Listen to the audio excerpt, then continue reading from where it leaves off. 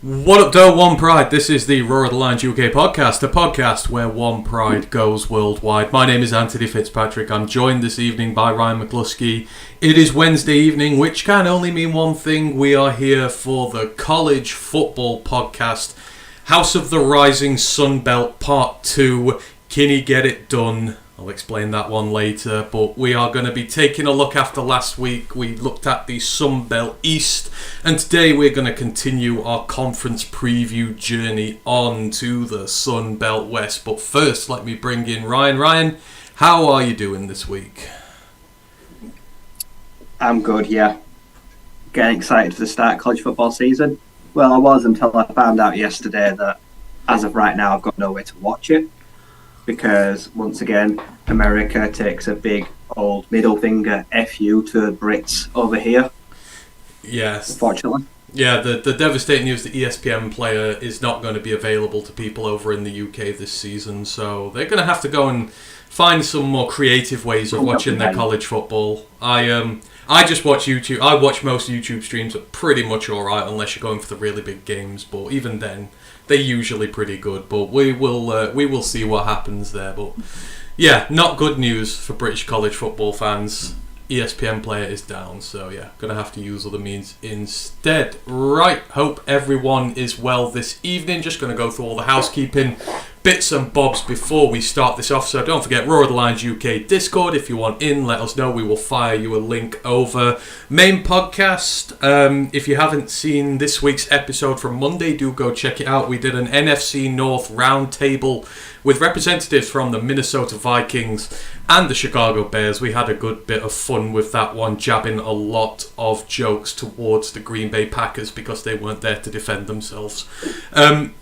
Don't forget to like and sub to everything. Twitch, YouTube. I can see we're in the middle of a Twitch raid at the minute. Thank you to everyone who's joined in there. No doubt Jeremy and Eric have sent them over. Hope you're well, Jeremy. Hope you're well, Eric. Hope you're well, everybody who has joined in the chat there. I will get to all the comments and that in a moment. But yeah, don't forget to like and sub everything YouTube, Twitch-wise. We really appreciate it. Don't forget Lions Nation Unite. We are a part of that Herman Moore's pet project to bring together the very best of Lions YouTube content creators into one app where you, the fans, can just find it all in one easy to access place. So if you haven't already, do go check out Lions Nation Unite. Don't forget we are a Twitch affiliate as well. We're monetized on YouTube. We have a tip jar, so if you want to support the podcast in any way, shape or form, then we would love that. But we don't really care about, we just care about having you here and spending our evenings with you talking Detroit Lions and college football. And don't forget there is a feedback form as well, so if you've any comments on the show, any ways you think we can make it better, just fill that in or just let us know in the comments. Who knows? I just want to say a very big shout out to John from last week. He was actually a Marshall fan who has watched our show last week from the Sun Belt East preview, and he thanked us ever so much for doing a very detailed, thorough breakdown on them, which he loved. And I just absolutely love the fact that there are fans from the Sun Belt over in America who have actually listened to this show to see what we're saying about those teams. So, hey John, really appreciate you. Thank you very much for that. Right, we are going to go through a couple of little bits of news first. Something we covered last week, and another team that has been naughty in college football as well, who's had a little bit of a slap on the wrist. Then we're going to go straight down into the Sun Belt West previews. But just let me get to everyone first. Michael Brewart's in the chat. He says, "Howdy UK brothers, hope you are doing well." We are good. Hope you are well as well, Michael. Dan Pask is in the building. Hey, Ant, Twitch raid. Hope you're doing well, Dan. Enjoyed your show with Eric yesterday. Your new tea sessions that he does on his Twitch channels. Do go check them out. They are really good indeed. Loved listening to him and Eric on that one. And in the Twitch chat, yeah, thank you to Pride of Detroit who has raided us there. We've had a few guys. James McClure.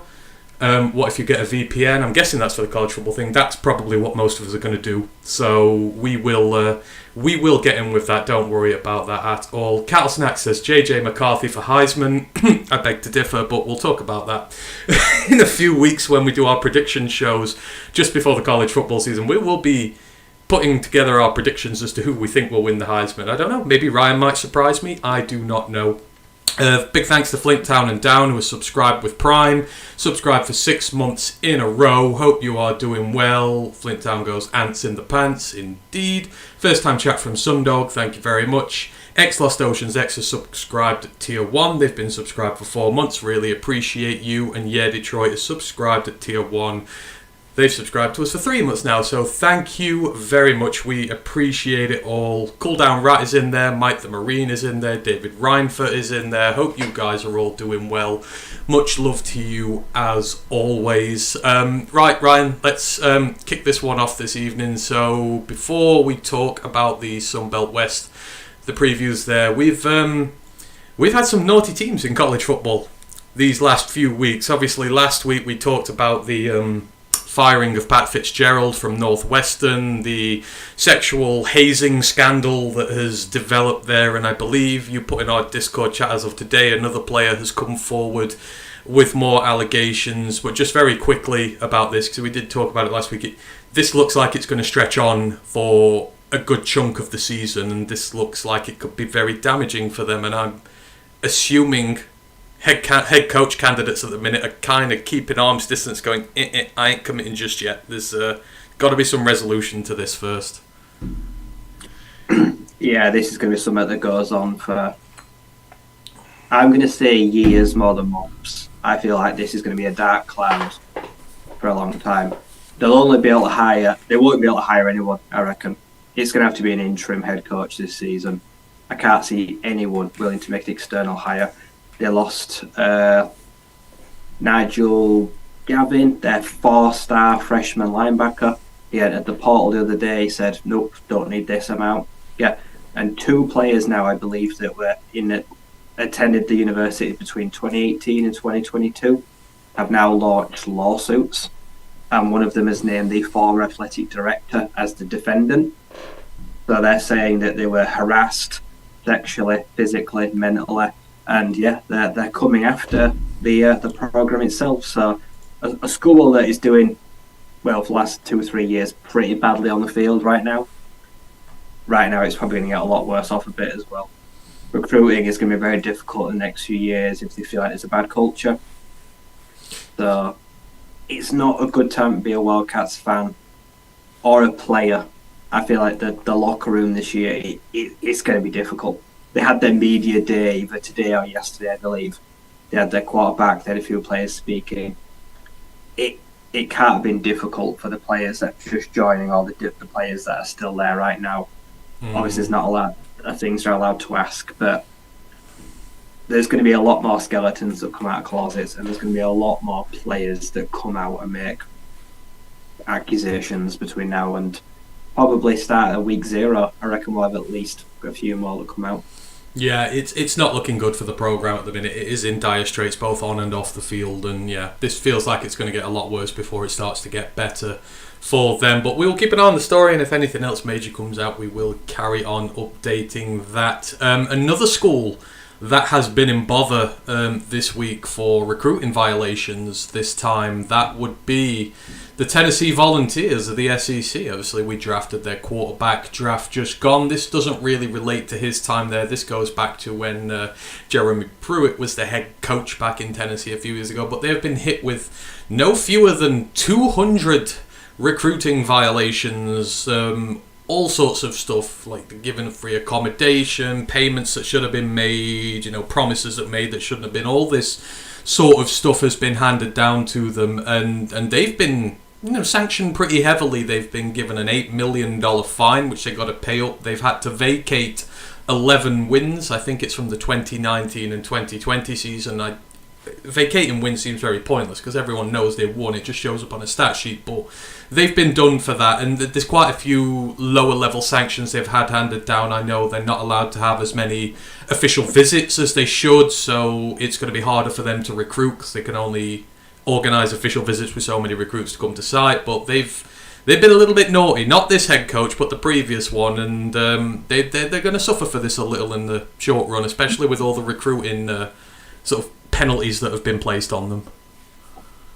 It's a weird one because all these sanctions, all the faults are found, and like my own Arizona State Sun Devils, they're yet to really hear the feedback and the punishment from there. Like 2.5 years ago, Herman Moore was having, in the middle of a COVID pandemic, when you were not allowed to have official visits on campus, no one could come in that wasn't a student.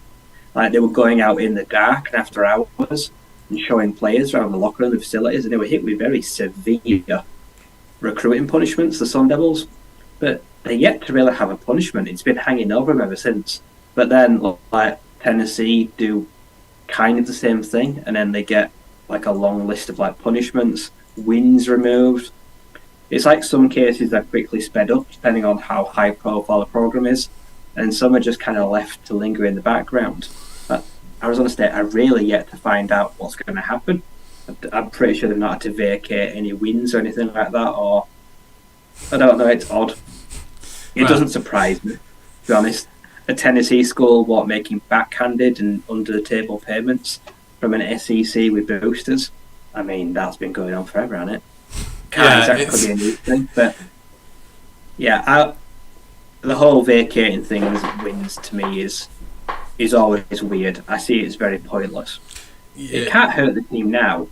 Why don't you just ban them from bowl games for the next few years? Like, I don't see what good it is taking wins off from the past.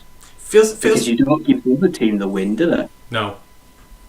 And you know, it's no good to them if that one win would have got them a bowl game or a conference win. Hell, a conference title. It's like, yeah, no taking that back. So I just don't get the point of it. But David Reinfeldt mentions it. He goes, didn't Penn State do something similar as well? Where's the uproar about them? I think that's kind of similar in the same basket to your guys at Arizona State, as in they know, but they've not done anything about it yet. This is from like 4 or 5 years ago. So you might be waiting a few more years till the Arizona State, Penn State sanctions come, but pretty sure they know about it. It feels like one of those mob rules things, don't they, where like the SEC have just served up like a low ball for them to punish, and not really punish, to appear like they're clamping down on their deviant ways, but I don't know. But anyhow, Tennessee have had a slap on the wrist. They've got to pay some stuff. You know, they're getting recruiting sanctions against them. It shouldn't really affect them in the long run, but we'll see with it. And we'll see if more teams get done. Because as Ryan says, his own team is waiting at the minute. And it's a little bit of a pain when you've got that hanging over you and you don't know what's coming. Because, you know, you can't move forward with your team until you know what these punishments are going to be. Anyhow, let's move it on. Talked about teams getting punished. We're going to get to the crux of the show now. If you were with us last week, we started our conference previews of the Sun Belt. We did the Sun Belt East, and this week we are moving on to the wild Sun Belt West, as it is home of the Sun Belt champions from last year, the Troy Trojans. Can anybody supplant them this season? There are a few guys in the SEC East who might, but let's have a look through at the Sun Belt West to see if anyone is in there. So the 7 teams we are going to be talking about today. So just to remind you, last week we talked about Appalachian State, Coastal Carolina, Georgia Southern, Georgian State, James Madison, Marshall and Old Dominion. Today we're going to be talking about Arkansas State, Louisiana, Monroe, South Alabama, Southern Miss, Texas State, and then finishing it off with the champions, Troy. Let me just get down. So I got about 50 pages of notes here. Need to get halfway down. And we are going to start today off with the Arkansas State Red Wolves, established 1911. They play at the Centennial Bank Stadium. Their 2021 record, they went 2-10. They were 1-7 in the Sun Belt. 2022, they went 3-9. But still 1-7 in the Sun Belt, so one more out of conference win, but just 2 wins in the Sun Belt in the last 2 years for the Red Wolves. Their rivalry game is with Memphis. It's called the Paint Bucket Bowl, and yes, they do have a paint bucket as a trophy, which they fight for over in that one. Head coach Butch Jones, this is his 3rd year. I did not update that. It says 2nd because I used last year. It's his 3rd year there. Started his head coach career at Central Michigan. Had 3 winning seasons in the MAC. Finished 27-13. In 3 years, he won 2 MAC championships, 1 bowl game, On the back of that, he was hired by Cincinnati, had successive Big East Conference titles and successive bowl wins with them. Then he got a big job offer with the Tennessee Volunteers in the SEC, and initially very successful with the team, maintained an above 500 record with them, but sort of towards the end things fell apart. He ended up 34-27 there, but the conference record was 14-24, which in the SEC, it's not great. In his last season, he was fired when the team was 4-6, but they were 0-6 in the SEC.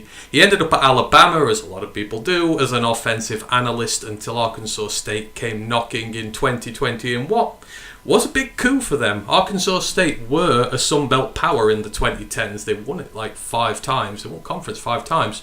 The team had 9 straight bowl appearances prior to the 2021 season, as I just said, but they collapsed big time to 2-10 in his first year. It got little better in year 2, just one more win on the books and just a solitary win in the conference for the second year running. He's 5-19 and he's just 2-14 in the Sun Belt. Year 3 needs to see some more tangible improvement for a program that has fallen from glory into relative demeanour. Now we're looking at coaches on the hot spot this year. I think, we're not seeing too many so far, but Butch, this is a program that expects, and 2 conference wins in 2 years is not going to enamour him much there, despite his reputation. And another one of those years might be in a bit of bother with his job, Ryan.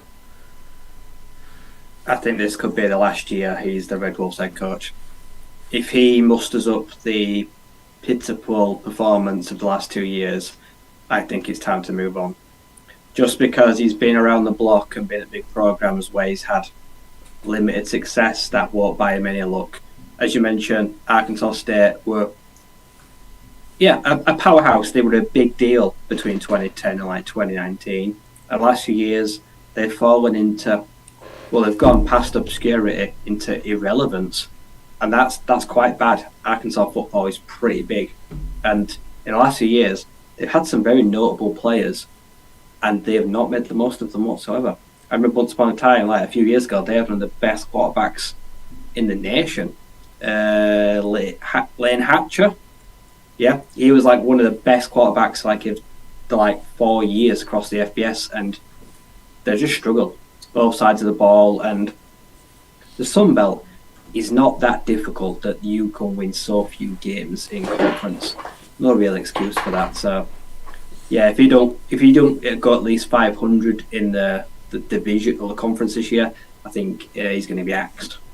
Yeah, and unfortunately for him, the Sun Belt is something of an arms race now, isn't it? There's a race to the top, and there's a lot of teams who want to be there, and it is not the conference right now to be the low-hanging fruit. It's like being an apple in a field full of horses. Everybody's going to take a bite out of you because you're just there to be eaten, and you've got to turn that around. I'll go into the 2022 stats just in a sec. Just want to shout out some more people who are listening. Lisa De Lorenzo, she's in the building, says hi everyone. Hope you are doing well, Lisa. Matt Corley chimes in on YouTube, listening from sunny and warm Batesville, Mississippi. Thank you for joining us this evening. Hope you are doing well there. Right, so the stats for the 2022 season. So the wins came against I've just lost my place. Grambling State at home, Louisiana Monroe at home, and UMass at home. So yeah, a who's who of small teams and bad teams at home. The wins there. The losses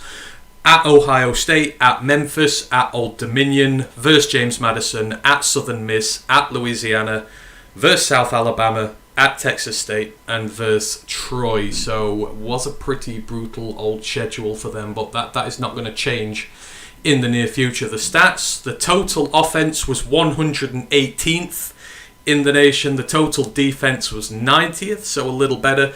Scoring offense was actually 85th, so not a lot of offense, but they did a fair bit with the little that they did there. The scoring defense, though, was 107th. They gave up 31 points a game as opposed to scoring 25 per game. The rushing offense was 128th, so 4th worst in the nation. They only mustered up 88 yards per game on average, just 16 touchdowns and only 2.7 yards carry. The Russian defense was 82nd. They gave up 162 yards per game, so double they gave up what they rushed for. 23 touchdowns, 4 yards per carry.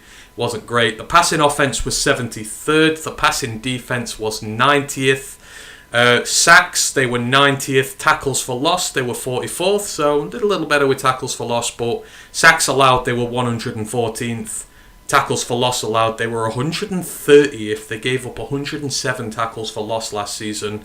Turnover margin, they were 46th, which sounds good, but they gained only 12 turnovers and they lost 9. So it was more a case of they just didn't lose the ball much, but they didn't gain it either. I mean, it's, again, sort of going into year 2, that's just brutal across the board, really. I know the schedule's not easy, but there's nothing that team's really hanging its hat on, per se. The offense and the defense just both not great. It's year 2, and that needs to change quickly. Yeah, I don't know where you start. What do you fix first? It was bad pretty much in every asset apart from not turning over the ball, but they don't risk the ball. If you're not making big plays and taking risks, you don't get turnovers, but also you don't score any points. So they're a team that is pretty much going nowhere very quickly on both sides of the ball. No, it's going to be a struggle there. And you take a look at this season, and there's going to be a lot of problems. So the quarterback, you may know him because he was in the Pac-12 last year as a starter. It is JT Schrute. It's his first season at Arkansas State. It's his 5th in college. He missed all of 2021 due to a torn ACL. Spent last year as starter at Colorado. He threw for just 44% completion, 1,216 yards, 7 touchdowns, 8 interceptions. He rushed for just 51 yards and a touchdown, but he fumbled the ball 8 times, including 4 times in one game against Oregon. I do remember that game quite clearly. The numbers sound really bad, and they are, but as Ryan will be able to attest, he was also playing on an abysmal team, and he received very little help. As soon as Shedeur Sanders arrived with his dad, Coach Prime, pretty much every other Colorado QB hit the portal, including him. He will be an upgrade for this team, whose offense was not great last year, but kind of how much of an upgrade remains to be seen. I mean, that Colorado team was not great last year, and I know it's not all on him, but it kind of is a little bit as well. Yeah, 45%. That's dreadful, and 8 fumbles. Like I say, he didn't carry the ball that much, but to turn it over that many times, especially coming to a team that we just heard, so he fumbled it nearly as many times as they turned it over the season. That's not going to be a good combination, because that's the only thing they actually had going for them was ball security. So it's a weird mix, because if you look at him, he'll feel he was forced out and he had no choice but to leave. Yeah. And he'll probably feel like he didn't have many options. But he's come at a team also that, well, doesn't also have many options for that position. So it's either going to be a match made in heaven, or it's going to be a total disaster on all fronts, and he don't want to be there. It don't work out well for him, and he just fades into obscurity. But it could also be the resurrection of Schrute. It could. It's an interesting mix. It could, and for Butch Jones, it is a Power 5. It's a starting Power 5 quarterback that he has managed to convince to come to Arkansas State. He needs a good season, so he's got this guy. And so the preview in general for this team, as I said, the Rebels, they've got to start moving on an upward trajectory this season for his era to continue there. It starts with the offense, which needs to at least just try and even be slightly confident. For Schrute, he's going to be trial by fire.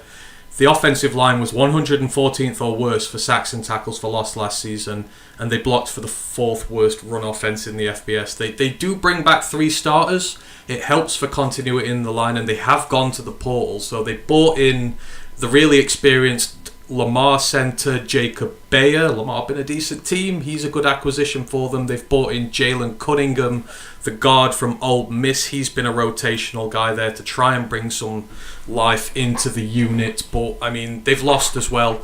Top target last year, Seydou Traore, the tight end. We all know he went to Colorado. then decided he didn't want to go to Colorado, and now he's actually ended up at Miss State. So Seydou Traore is going to go crazy with Will Rogers throwing to him next year, but he's not at Arkansas State anymore. But Shrap does get some good news. Former 2-year wide receiver Corey Rucker is back with the program. He had a year away at South Carolina, but things never got going for him. So he's come back to Arkansas State, where he had 2 really good years previously. The running back room is barren. Leading rusher Johnny Lang is out of eligibility. The next best rusher Brian Snead is back, but he didn't even have 300 yards on the season. And after that, it's new guys in the rotation. So there's very little prior production. There's talent, but it's a major unknown group this year. So offense, still tons of questions. Defensively, they did make strides last year. So in year 1 under Butch, they were 130th in total defense. They were 90th last year. So that is, progress, significant enough, but they need that momentum to keep going if they want to stand a chance of winning more games. So their star hybrid linebacker, outside linebacker, Kevon Bennett, is gone. He was the guy to watch last year that we recommended on this team. He led the team in sacks, tackles for loss, and forced fumbles. He's now in the Canadian Football League, actually. And their star corner, Kenneth Harris, has been poached by Oklahoma State in the portal, which weakens the secondary that didn't do a whole lot outside of him. But where the portal takes, the portal can give back as well. They've landed very talented North Alabama DT Micah Bland. He will bring some juice to the D-line, but the edges have really got to start producing this year because there's no standout guy in there. They've got a good enough pair of starting linebackers. The safety group is pretty good. You've got Eddie Smith there. He was one of the Sunbelt's best safeties last year, and the room is pretty good. So there is a frame to work with, but there's not much depth. They've got to hope the main guys stay healthy, Ryan. There's just still a lot of questions to be answered here to really figure out what they're going to be this season. Yeah, they've brought in a lot of faces, lost a lot of faces. There were no continuity. Yeah, they lost their biggest weapon. Like that's going to be big. When a tight end can rely on his tight end to be his security blanket, and then you take it away like a child that's a bit cranky. It just cries, doesn't it? Don't want to settle. Yeah. So now this new QB has lost that tight end. So the remaining people, someone's going to have to step up and be the guy that can catch 60, 70 balls off him this year. If that don't happen, and no one steps up to be that guy, then it will fall apart the seams, because it doesn't sound like they're going to be able to rely on a strong ground game. So offensively, it's going to be a real slog. And then defensively, it's going to be hard, like I say, because he didn't get many sacks or tackles for loss. It sounds like generating pressure really is an issue getting to the quarterback. So they need to hope that the guys they've brought in at the portal are finishers, because they need finishers. Yeah, I mean, they got some good ones out the FCS, but yeah, just too many questions, and they're just one of those programs who is at the bottom and getting poached of its talent. The schedule gives them opportunities, so they don't play week 0. They start away at Oklahoma and at home to Memphis, which is a bit rough, but then you're at home to Stony Brook, you're at home to Southern Miss, and you're away at UMass, so you have got opportunity there. But then the schedule gets nasty. They're away at Troy, they have their bye week, but then they're home to Coastal Cal, away to Louisiana Monroe, at home to Louisiana, away to South Alabama, at home to Texas State, and away at Marshall. I mean, you've got Troy, South Alabama and Marshall on the road, who are all going to be competing for the conference. Then you've got Coastal Cal and Louisiana at home, who are also going to be competing for the conference.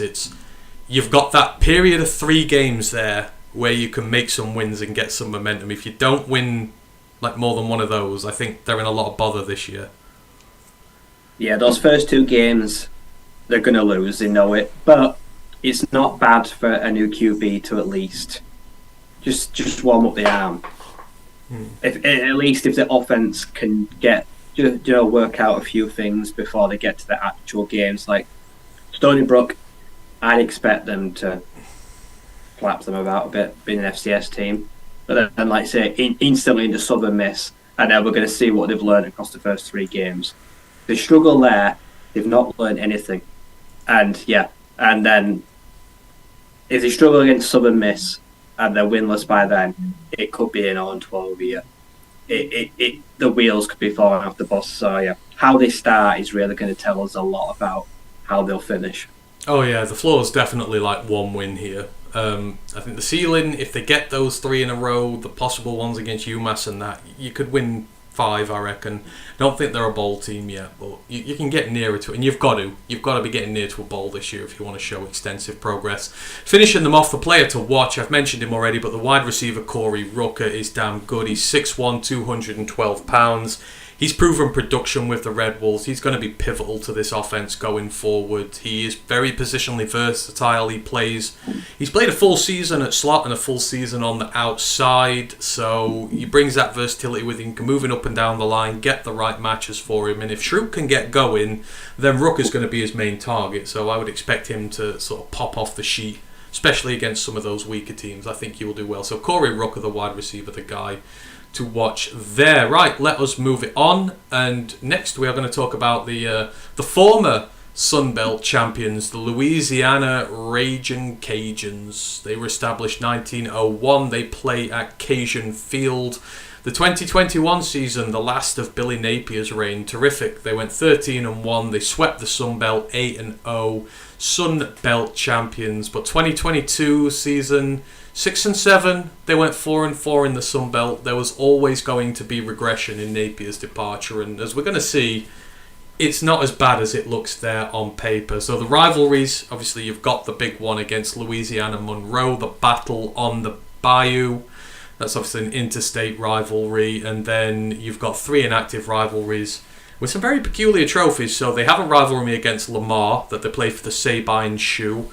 McNeese State, they play for the Cajun Crown, and Southeastern Louisiana, they play for the Cypress Mug. So some interesting rivalries there with some interesting prizes for winning them. The coach, Michael DeSormu, second season. So as we said, the biggest coaching loss last year in the Sun Belt came when Billy Napier packed his bags, went to the SEC with Florida. DeSormu was his replacement. He had played for the team whilst he was in college, and he'd actually been on the coaching staff there since 2016. He was wide receiver coach, tight end coach, interim head coach, assistant head coach, worked his way through the ranks. He won the bowl game at the end of last season after Napier left, so he got the one game, he won it.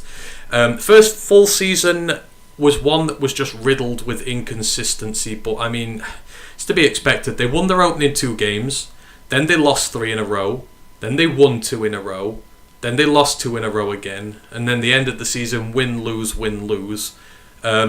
So it was a season of inconsistency. On an encouraging note for them, 4 of their defeats were just 1-score games, so they were not as bad as the record may suggest. There were a lot of close games which they were just on the wrong side of. They lost a ton of talent. Loads. It can't be understated how much talent they lost when Napier left. So many players went with him.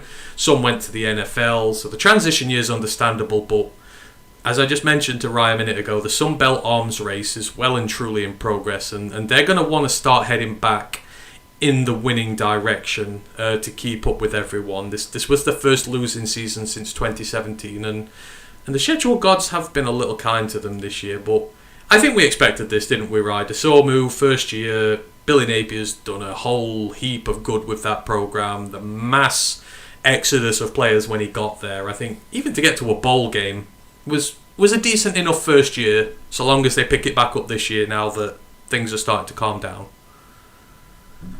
Yeah, Napier was like the heart and soul of the team.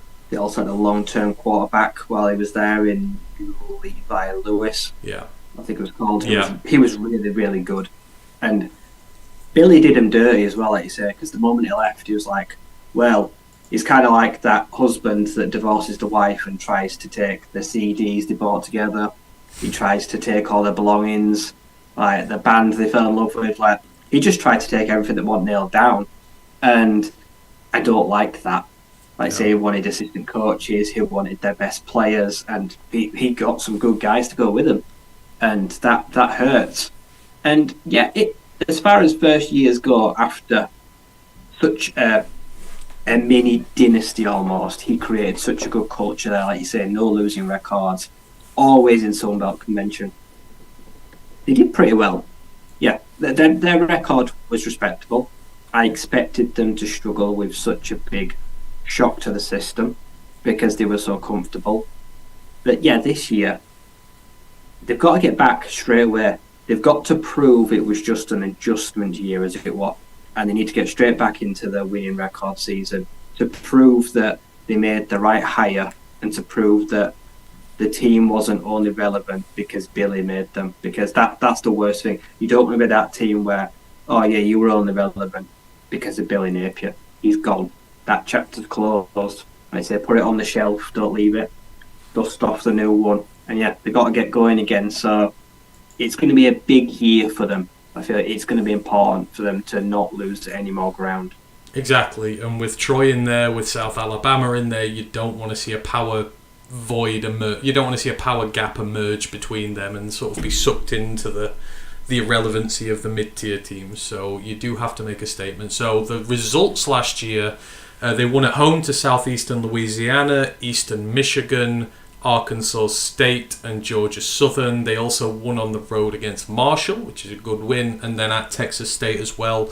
The losses, they came, a lot of them on the road at Rice, at Louisiana Monroe, they lost a rivalry game, Southern Miss and Florida State, and then they lost at home to South Alabama, Troy and Houston in the bowl game. In fact, that'll be a neutral ground, but they still lost their bowl game. The stats from the year, total offense, they were 90th, 364.5 yards per game. Total defense, they were 50th. Very respectable. 361.7 yards per game they gave up. The scoring offense was 78th, so better than the total would indicate. They scored 26.2 points per game. Scoring defense, 37th in the nation. Only gave up 22.8 points per game, so again, pretty decent. The rushing offense was 76th. The rushing defense was 51st. Passing offense was 79th. Passing defense was 56th. In sacks, they were 59th. They had 29 on the year. Tackles for loss, they were 96th. They only had 66, so D-line needs to get better. Sacks allowed, they were 51st. Tackles for loss allowed, they were 40th. So the offensive line, pretty decent in that regards. Turnover margin overall, they were 43rd. They gained 23 touchdowns. They 23 turnovers. They lost the ball 19 times. So, I mean, it's... most of it, for the most part, is average, around the middle. Nothing too concerning, sliding too far, and it's just a case of, start just upping them again, and you're a very good Sunbelt outfit, sooner rather than later. Yeah, on paper, numbers are pretty healthy. I'd say decent O-line. Defense probably carries them a little bit more on their offense. Like I say, they don't concede many points, and they're at the point, the yardage they concede and the yardage they get were almost identical. So they're practically breaking even on both sides of the ball. So just a few tweaks. If they can match their output from last year, they'll be fine. But it's got to turn into wins. Like I say, that defense on paper sounded really good, but when it came down to it late in fourth quarters, they let themselves down. Yeah, absolutely. It's fine margins, very fine margins. Same with a lot of teams. Those one-score games are critical. So you've got to start winning those. But yeah, not the worst season for them given the raft of changes last year. In terms of this upcoming season, the quarterback situation, it is undecided. As Ryan said, Levi Lewis's departure in 2021, the job was up for grabs last year. So his understudy Chandler Fields played the first few games, but then Fresno State transfer Ben Wooldridge took over until pretty late in the season when he got a leg injury. So Chandler Fields came back into the starting position for the last few games. They're both fighting to get that starting gig again. They've both stayed.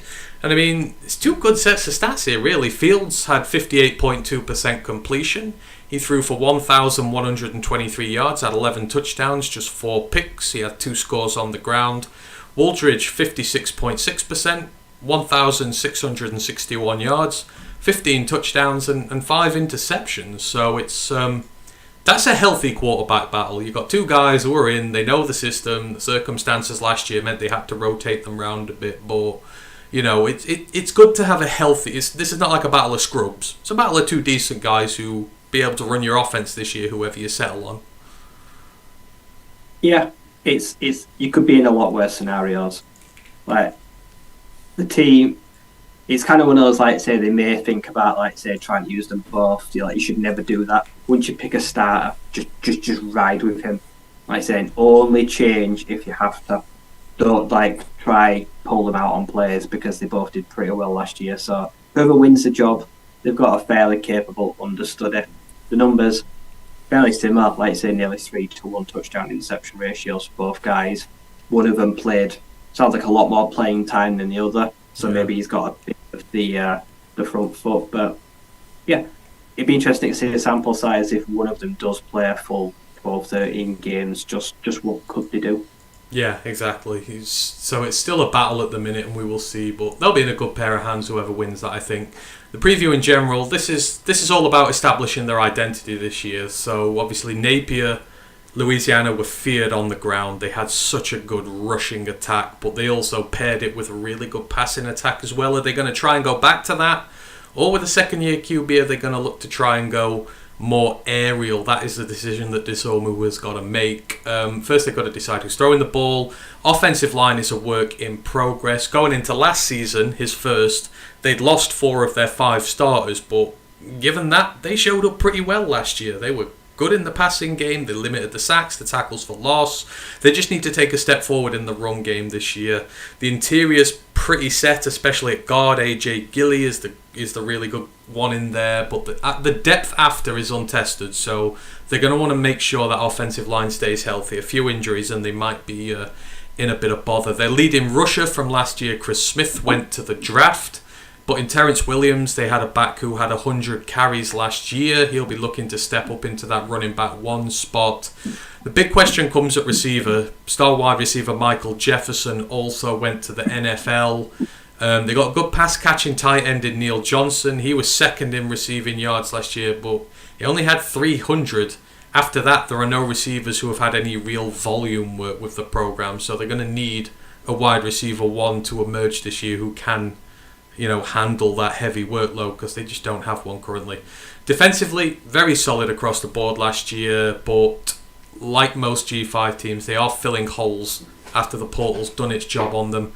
The D-line needs to up its production in regards to tackles for loss and sacks. They're going to have to live without Zion Hill-Green. He had 7 sacks, 14.5 tackles for loss and a forced fumble last season. He retired from football. He tore his meniscus for the 5th time, which I can just only imagine how painful that is, but he's done, which is a big shame. Sonny Hazard's going to look to fill that gap. He had a 5-sack season from the interior. Very promising there. Casey Osai, he's one of the conference's better linebackers. He returns to lead a group that is talented, but not uber experienced, but they should be fine at the linebacker position.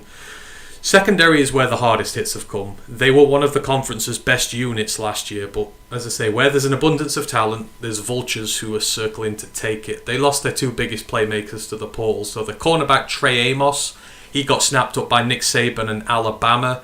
The safety Cam Pedesclu, he's gone to ride the green wave at Tulane. 4-interception safety Braylon Trahan is in the NFL with the Chicago Bears now. And cornerback Eric Garreau, he had 2 picks, 6 passes defended. He's with the Tennessee Titans.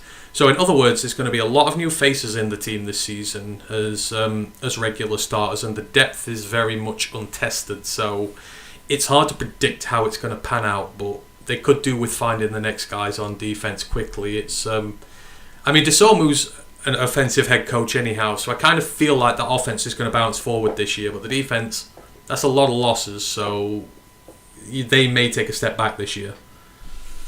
Yeah, the 2 areas of focus, like I say, the wide receivers, there's no chemistry between them and the quarterbacks, because it's saying none of them saw any real playing time, so that's going to be something that's going to have to establish and quickly.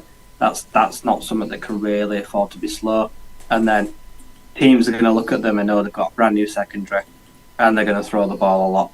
They're going to test the defensive back unit, and if they're not up to scratch or not a patch on last season's, then yeah, we will see some regression in secondary. So I feel like both sides of the ball there is probably where they need to make the biggest jump this season. Yeah, I agree. That's going to be the 2 bits. If they can sort a receiver out and Troop can get going, then they'll be all right there. And if they can just find enough on the secondary to keep the passing yards at bay, then again, they should be all right. And like I said, the schedule, it's tough if they want to win the whole conference, but in terms of getting a good number of wins this year, they're there. So they don't play week 0. They start at home to Northwestern State, FCS opposition. Then you got road trips to Old Dominion and UAB, which is not too bad. Then you're at home to Buffalo from the MAC. Then you are away at Minnesota from the Big Ten, so that's going to be tough. But then you've got Texas State and Georgia State at home. Then you're away at South Alabama and Arkansas State. You're at home to Southern Miss, away to Troy, and at home to Louisiana Monroe. I mean, you've got to travel to the West's 2 best teams. You're on the road to Troy and South Alabama. But outside of that, you've got a lot of the low-hanging fruit at home. And you've got a decent enough away schedule there. You should be going bowling again, and you can do better than 6 wins this year with that schedule if things go right. Yeah, because when you read out their losses last year, a lot of them were on the road. So, yeah, they need to make the most and maximise all those opportunities at home. And then if they can pick up an upset at South Alabama or even Troy on the road, then they'll probably be in contention potentially. But yeah, the minimum is a bowl. That has to be the bare minimum this year, and then hopefully they can do better.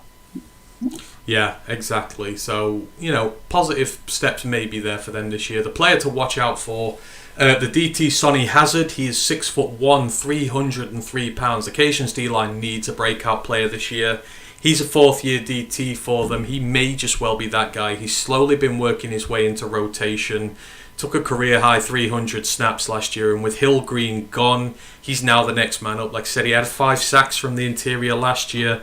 Only Troy really gave him trouble in the run game, and they won the entire conference. But outside of that, really good run blocker. Like I said, starting to up his sack count as well. He's got all the tools to be a dual-threat interior disruptor, and they're going to need him to form the backbone of this year's defense. I can see him doing that. So Sonny Hazard is the guy to watch on that Louisiana team. Right, let's move it on to their nearest and dearest rivals, the University of Louisiana Monroe Warhawks. We also know them as ULM.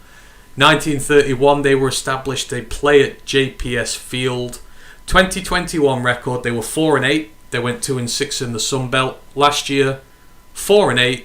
But they went 3-5 in the Sun Belt, so same record, but made a little bit of progress in conference. The rivalries with Louisiana, I've already mentioned that, and then Louisiana Tech and Northwestern State as well, but those rivalries are both dormant. The coach here, Terry Bowden, his 3rd year, he's 67 years old.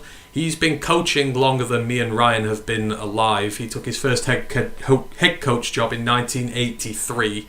Been head coach at Salem, Samford, Auburn. He won 2 SEC West titles in the 1990s. Nearly took them to an SEC championship, but he was denied by Peyton Manning and Tennessee all those years ago. He had 11 years out the game after that job, but since 2009 he's had 3 good years at North Alabama.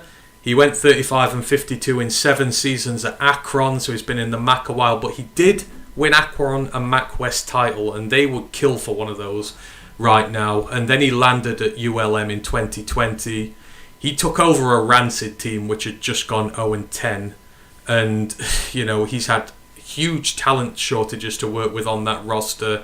He had massive turnover after year 1 as well, but he's managed to churn out successive 4-win seasons. It may not sound like a lot, but this is a serious rebuild, and he had a brutal schedule last year. The 2 of their first 3 games were away at Texas and Alabama, so, I mean, it's respectable. Trouble is, the portal has rinsed them again of their best players this year, and the Sun Belt is just getting stronger, and somewhere along the way, you've got to make the leap into bowl contention and then become contenders in the division. Can he do that this year whilst he's consistently having to replace all his best players? This is a very well-travelled coach, very respectable coach who's won with some bad teams, and this, he's hanging in there, let's say, after 2 years. He got a rotten team he took over. He loses his best players year on year, but he's churning out wins. He just needs to start upping it a little bit as well now. Yeah, it's a team that when he came in had no expectations. Now they've currently got, limited expectations because they don't exactly have much disposal at their hands right now. Like, they're not someone that can pick up big players. Like, some of the Sunbelt programs are able to go into the portal and get the bigger names. ULM are just never going to get them. Not when they're competing with like the likes of the Raging Cajuns. It's going to be hard. So, but at what point do you say this like 4 or 5 wins is just isn't good enough anymore? That's kind of got to be the point now. Otherwise, then you can't just settle for mediocrity constantly. Especially at his age as well, being nearly 70. He's not going to coach much longer. So if he wants to take him to a bowl game, it's now or never. It's do or die for him. Or step aside and let a younger head coach try to take the reins. Yeah, I think this is a big year for him. You do want to try and start progressing. You can't go back.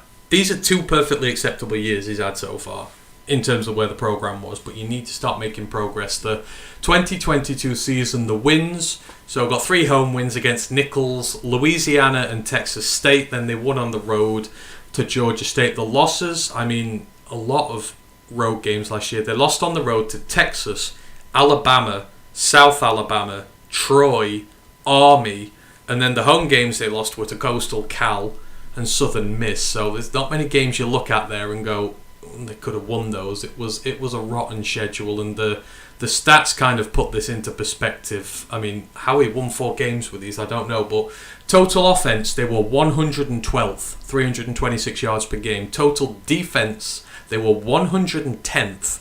They gave up 430 yards per game on average. Scoring offense was 103rd, just 22.3 points per game. Scoring defense was 122nd. They gave up 34.4 points a game. The rushing offense was 104th. The rushing defense was 115th. The passing offense was 101st. The passing defense was 78th. 230 yards a game, 17 touchdowns they gave up.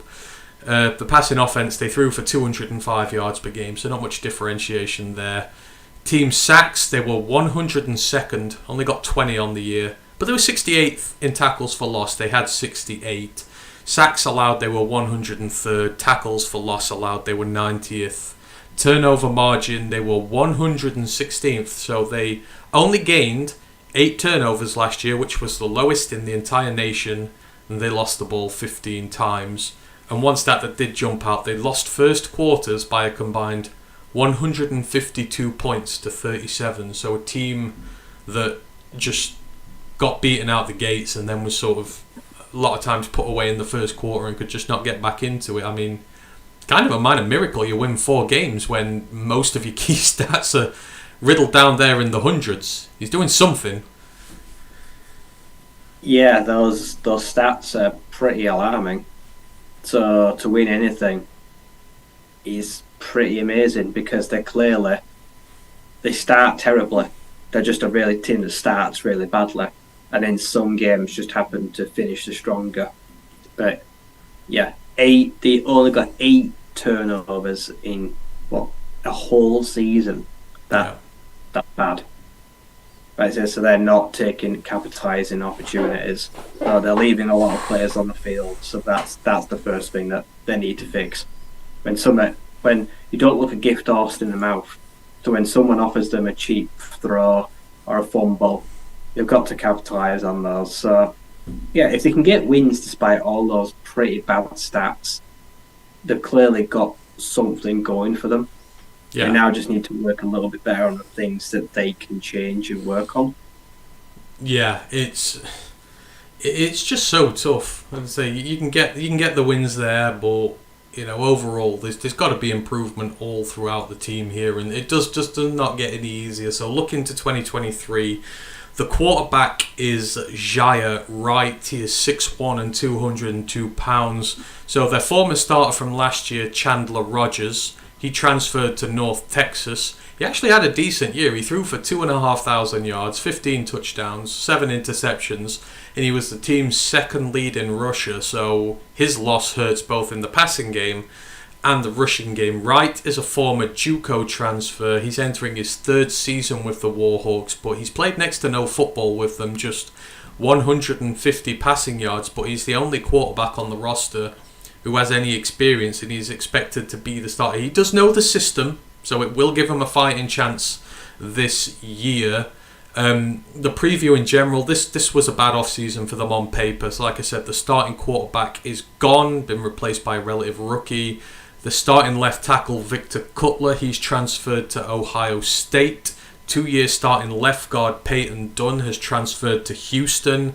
The starting right tackle, Kedrill Lewis, he did hit the portal, but he has ended up coming back. But his pass protection was graded sub 40 last year, which is really bad considering he's now one of the senior guys on that line. So the line's going to be getting a rebuild. The running back room is getting a rebuild. Their leading rusher from last year, Malik Jackson, we talked about him in the CUSA show. He's now at Jacksonville State. He's probably going to do really well there. Rogers, who was the second leading rusher, has gone to North Texas. The third leading rusher, Andrew Henry, transferred to New Mexico. The two running backs remaining on the roster had a combined 17 yards on the ground last season. That's 17 yards on the ground last year. Lead receiver Tyrone Howell is back. He had an 852-yard receiving season, so there's some good depth in the room to help out the new QB. Receiver, they're nowhere near as bad as the running back room is there. Defense has been hit hard by the portal. On the defensive line alone, they've lost Quincy Ledet, their defensive tackle, to Texas Tech. They've lost the edge rusher Anthony Campbell to the Miami Hurricanes. But they do have some talent to work around again. Kennard Snyder, he is probably one of the best players on this team at the end there. They got Donnell Harris, another edge out of the portal, from Texas A&M. He was a big commit for them a couple of years ago. It's not worked, but he's transferred out looking for a starting job and still a big get for this team. And they got a second one, Travell Johnson. They got him from the Texas Longhorns, another, I think he was a high 3-star, maybe a low 4-star rated commit. He's been looking for a starting opportunity. He's not got one, so he's come down to this team. He's a linebacker-safety hybrid.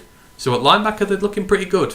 Tristan Driggers, he's there. He's got 5 sacks from last year. He also hybrids as a safety. So this ULM defense, a lot of hybrid guys. They switch the looks up on there. So these guys, some of them are really positionally versatile. The secondary, though, is very promising. They managed to get the starting corner, Andrew Volmar from Florida International. He had a really good season last year, especially in coverage. It's a big pickup for them. They've got the blitzing corner, Lou Tillery. He had 4 sacks last season. You've got Deuce Mabry, who led the team in passes defended. I think he had about 9. You've got Carlin Viggers as well. He's the hybrid who plays all along the secondary. So the secondary is a big bonus for this team, but they've taken hits on the trenches on both sides. And to be honest, if you want to see that line get better this year, you've got to rebuild them both into much better units if you want to make tangible progress forward this year, right? Yeah. Like I say, the quarterback is not going to have a lot to work with. Like I say, the line and the running back room decimated. You're bringing in 2 guys that have basically never seen the ball. So the trenches and the ground game are going to be what will hold the team back. They're going to have to turn water into wine.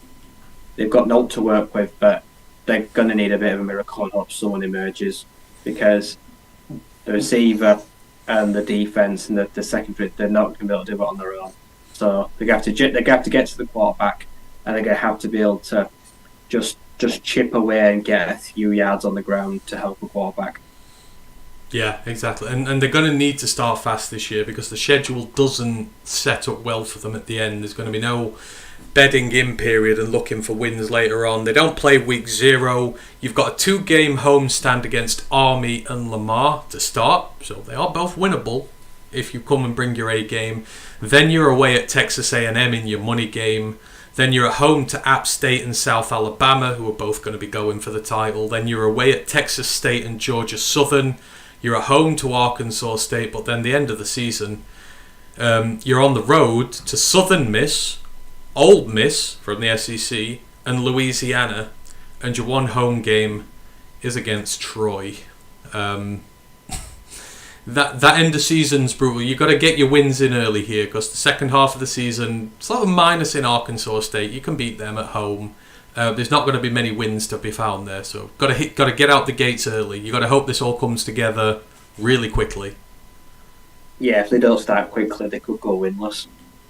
Like the last 4 or 5 games, they're going to go winless. I imagine that I can't see them really winning anything from like Southern Miss onwards. So they've got to get in while they can at the start. Mm-hmm. If they start poorly, well, it's going to be a rough all year for them, unfortunately. Yeah, so even Lamar, it's another FCS, but they're decent FCS, so you can't come up and assume a win there. So it's going to be tough. I can see 3 or 4 wins in there again, but you're trying to look to see if they can get to a bowl game, and it's going to require some big upsets, especially on the road, because you've got 1, 2, 3, 4, 5, 6. You've got a few away games on the schedule this year. Finishing them off, the player to watch, the wide receiver Tyrone Howell. He's 6'2", 202 pounds, very physical, bruising outside wide receiver. Came off his 850-yard season last year. He had 2 150-plus yard games. One of them was a 240-yard game, I believe it was. So he had a great year. Great hands, made some top-notch catches last season. There was a one-handed grab, I think it was against... It might have been against Marshall, I could be wrong, but it was one of the best catches I saw all of last season. This guy especially, he made the Warhawks offense relevant last year, and he's going to need to go up another level this year with a rookie QB throwing at him. He's going to need to show up big time. A lot of big plays. Sorry?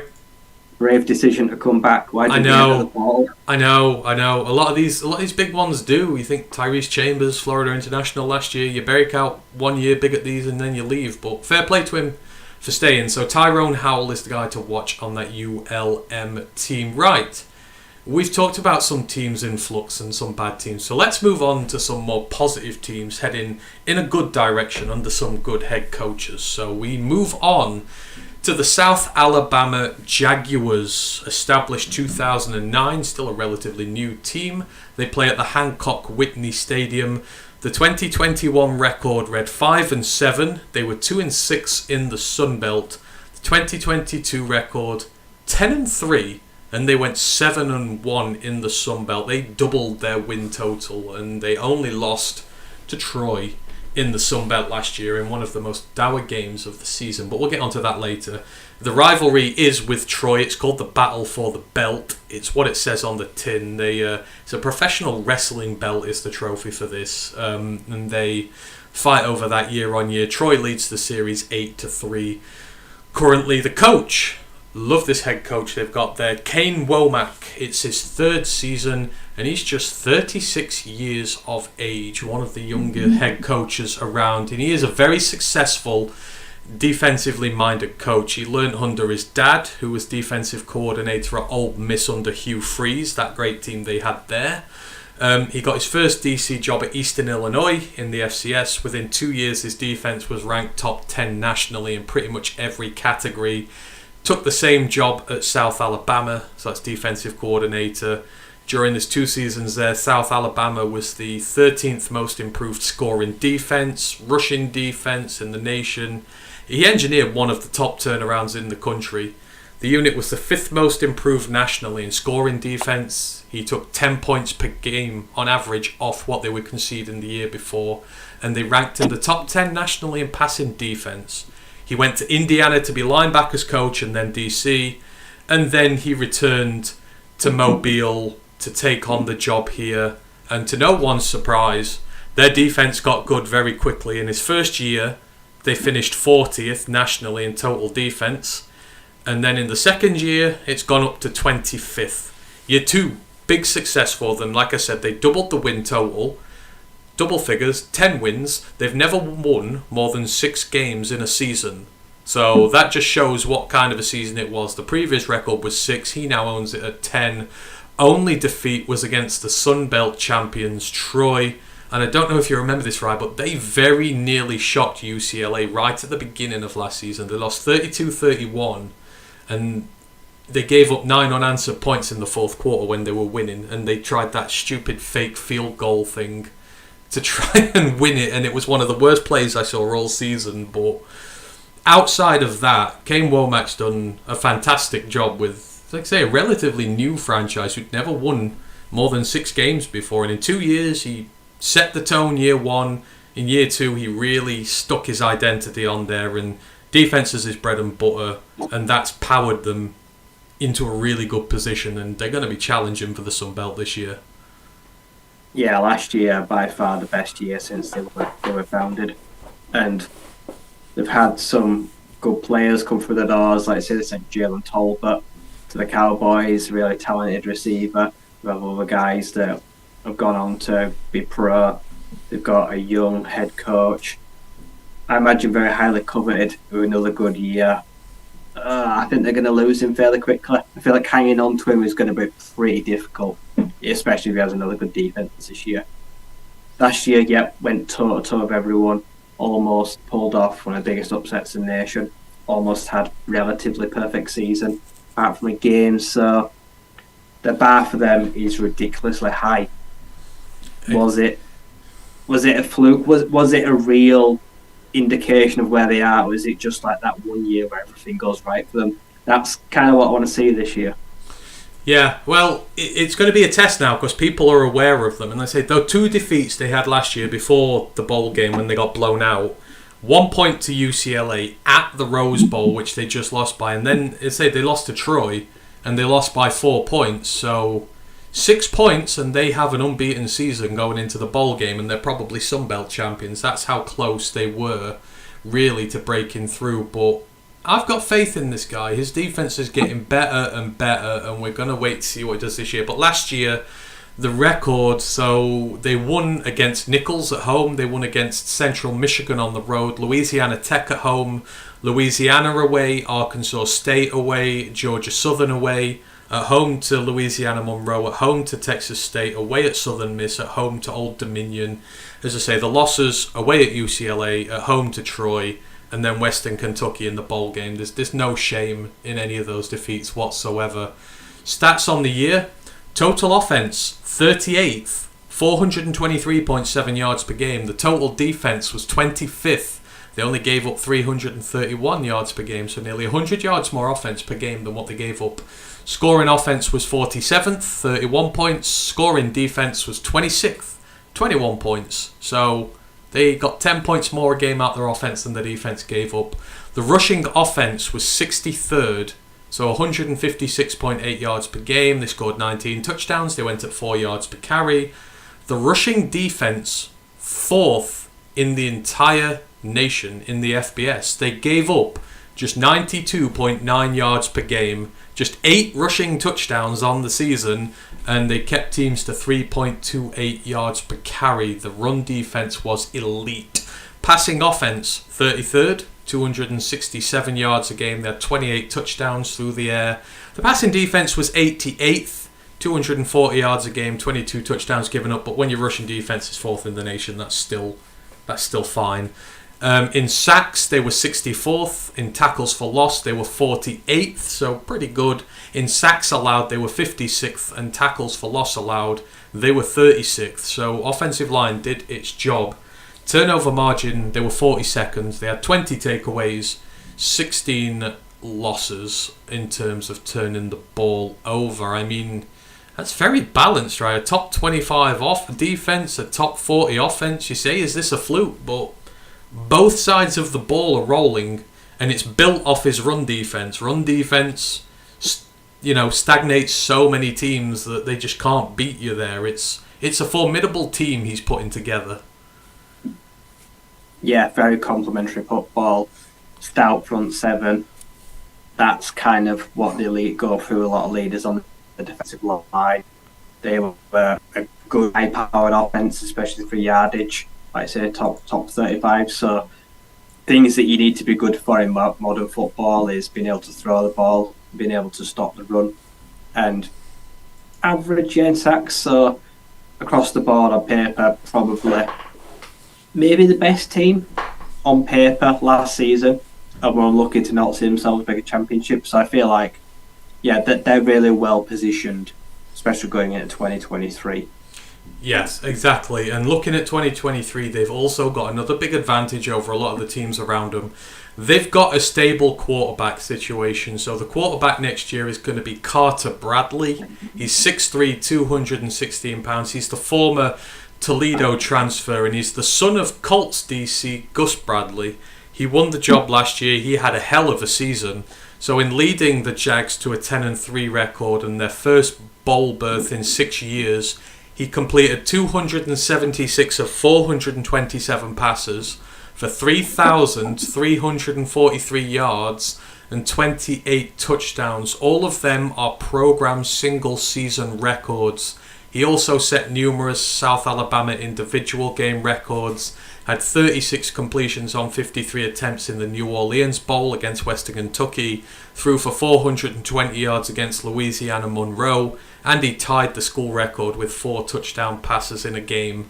That was against Texas State. In all, he had 3,335 yards, 28 touchdowns, 12 picks. It's a remarkable turnaround for a guy who lost his starting job to, I believe, a freshman at Toledo. But now, South Alabama, they've got one of the most stable quarterback pictures going into the season, and that kind of just makes everything so much easier for a team when you're not trying to decide who your quarterback is. He's had a really good year considering how his Toledo career ended. Yeah. If a team doesn't have to have a quarterback battle, they're usually going to be one of the better teams in the division. If you know who your starter is before last season even ends, then that always helps. A coach and a quarterback kind of are arm in arm. They come as a tandem. And yeah, he was one of the better, if not one of the best quarterbacks last year in the Sun Belt. So the only place is up.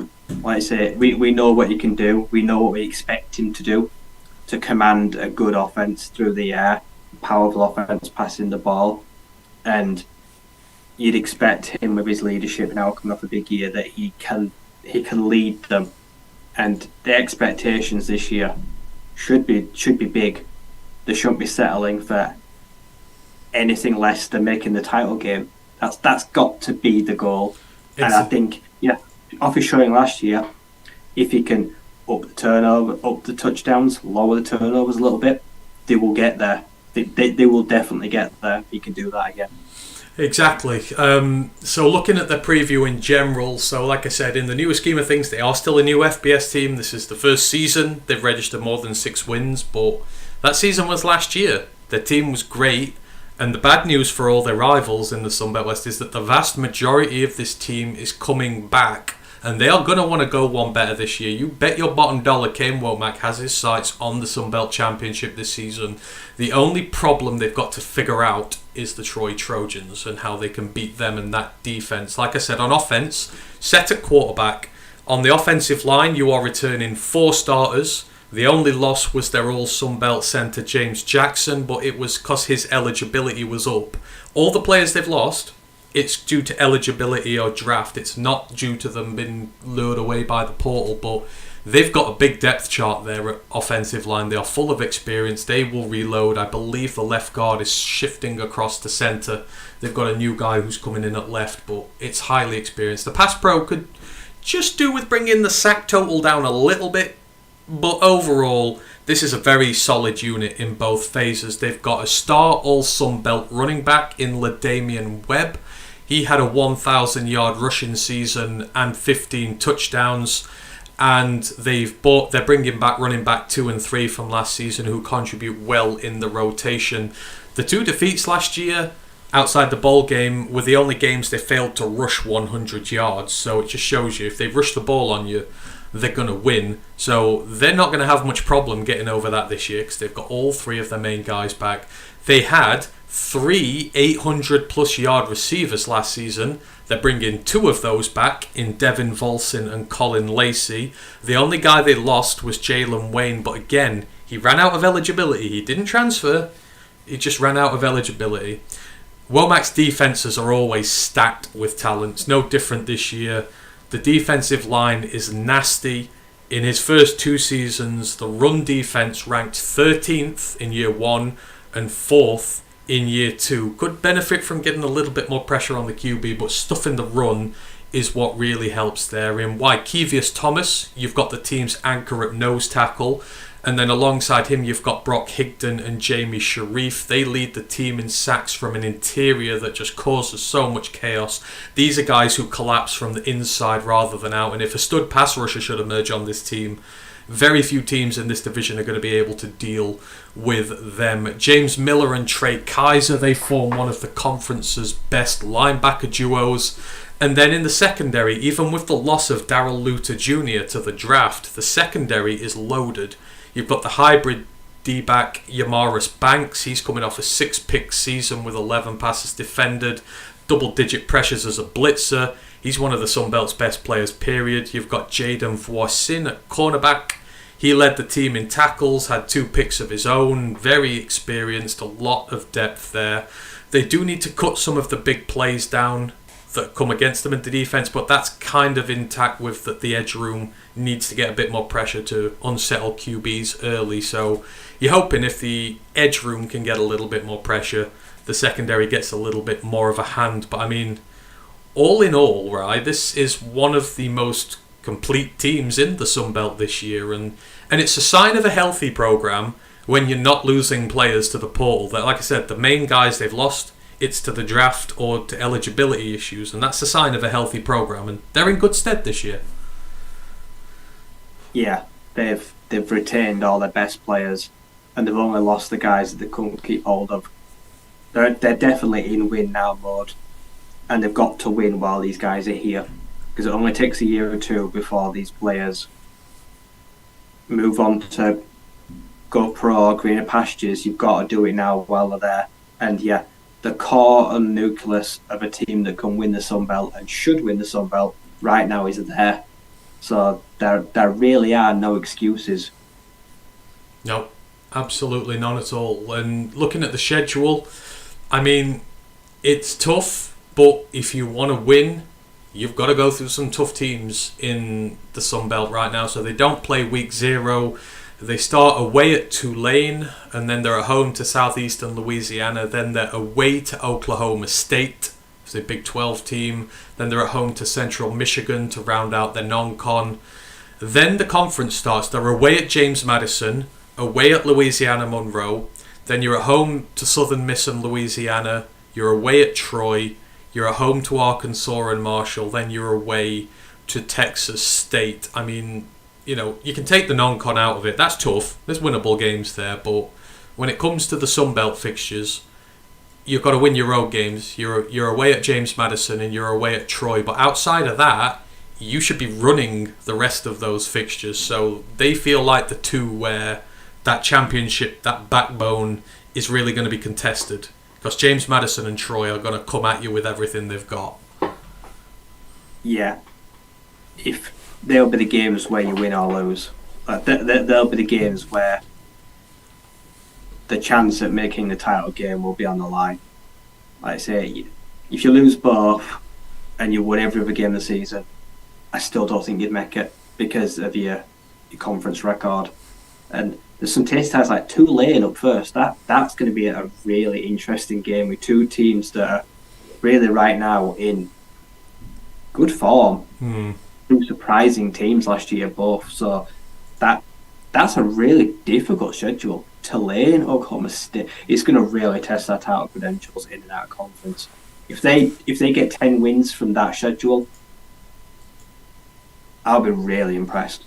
Like I say, that there's some tough games there, especially at home to start the season. So it's going to be a good test of their credentials.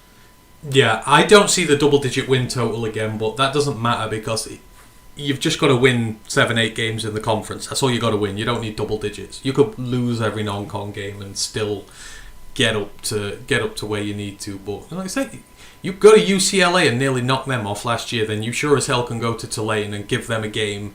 Oklahoma State might be a bit too much, but I've not really looked at them this season, so they could scalp one of those teams. And you got 2 winnable games on the non-con, so win them dominantly at home. Go into that first road trip. I mean, first 2 games in the conference are road trips. You win both of those, then you're set. You're laughing. You go into Troy, and that's your championship game. But we will see with them. The player to watch on this team, mentioned him briefly, so the safety Yamaris Banks. He is 6'1", 208 pounds, heading into his 4th year with the Jags and his 3rd as a starter. And he's still got 2 years left before he's draft eligible, so there is so much room for an already talented DB to grow further. He's the team's Husky, which is their name for their nickel safety position in their 4-2-5 defense. Due to his size and strength, which allow him to thrive as a safety, but he's also got really great man coverage skills, which make him well for corner as well, so he plays that hybrid role. He's the only player on this team to start every single game under Kane Womack, and if he improves further this season, statistically, he could be one of the best DBs in the nation this year, and it is a name you will be hearing a lot, because if he has another good year, he may get a big transfer to a Power 5 team. So Yamaris Banks, the safety there at South Alabama, keep an eye out for him. Right, we are down to our last couple of teams, and we're going to start off with a very, very interesting one this year. The Southern Miss Golden Eagles, established 1912. They play at the Roberts Stadium. 2021, the record was 3-9. They were 2-6, but that was in the CUSA. They are one of the transfers across. Last year was the first year in the Sun Belt. They went 7-6. They were 4-4 in conference, and they got themselves to a bowl game. They were 3rd in the Sun Belt West last year. In year 1, that is entirely respectable. The rivalries against Louisiana Tech, Memphis, which is the Black and Blue Bowl, referring to the colours that represent both teams. And then they got a rivalry against Tulane, which is called the Battle for the Bell. And the trophy they fight over for is literally a bell, so intriguing there. The coach, another one who I sort of low-key do quite like in this conference. So you've got Will Hall. He is in his 3rd season. He's 43. He's an offensively minded coach, so he moved around a lot as a quarterback coach till he landed at West Alabama as an OC. And then he'd get his first break into head coach work there. He was head coach at West Alabama for 3 years. Then 3 years at West Georgia in the FCS. Had a lot of success in both stints. Moved up into the FBS as an offensive coordinator at Louisiana. Then Memphis. Then Tulane. Before Southern Miss came calling in 2020 to give him his first FBS head coaching job. You'll remember this one from last year. So year 1 was rough. He dealt with crippling injuries at quarterback. By week 10, they'd been through 3 different starters, and their running back had become their starting quarterback for the last quarter of the season. So 3 wins was actually fairly respectable for them. We said things had to get better in year 2, and in fairness, they did. They got 4 more wins than the first year. Solid .500 showing in a new conference. Finished third to the Sun Belt champions and arguably the second best team in the Sun Belt. And they won a bowl game. But there is no time to rest. They've had their get-right season. Can they now push on to the next step, which is challenging those top 2 in the Sun Belt West in a season where they do face a myriad of problems this year? But again, Ryan, another coach who, a younger one, came into a really rotten situation and over 2 years has shown improvement, which is what you want to see as a base. Got up to 7 wins. It's an intriguing year for them. Yeah, I say making the move over to the Sun Belt was never going to be easy, coming off a difficult year, but they were a surprising package. I think they shocked a few teams with how competitive they were. It's hard to usually be competitive in the first time, and they probably put a few teams on notice, made them stand up, and they earned a little bit of respect, I think, from some of the other Sun Belt teams in the first year. They appreciated that it's always good to have good teams join a conference because it raises the overall standard of the Sun Belt and it gives it a little bit more weight, especially compared to others. So whenever someone comes in and instantly wins 7 games, that's impressive. That's a good stand. Now they need to see, is this a team ready to take the next step, to jump up to 9-10 wins and actually compete? Or are they going to continue to tread water for a few years? Are they still finding their feet? Which is never easy, but we're going to find that out, Good head coach. Pretty rapid rise in his 3rd year here, so I suppose beforehand you kind of labelled them as a dark horse. That's probably fair to what we think they could be this year. And I suppose the only direction really is up from here. Hopefully so.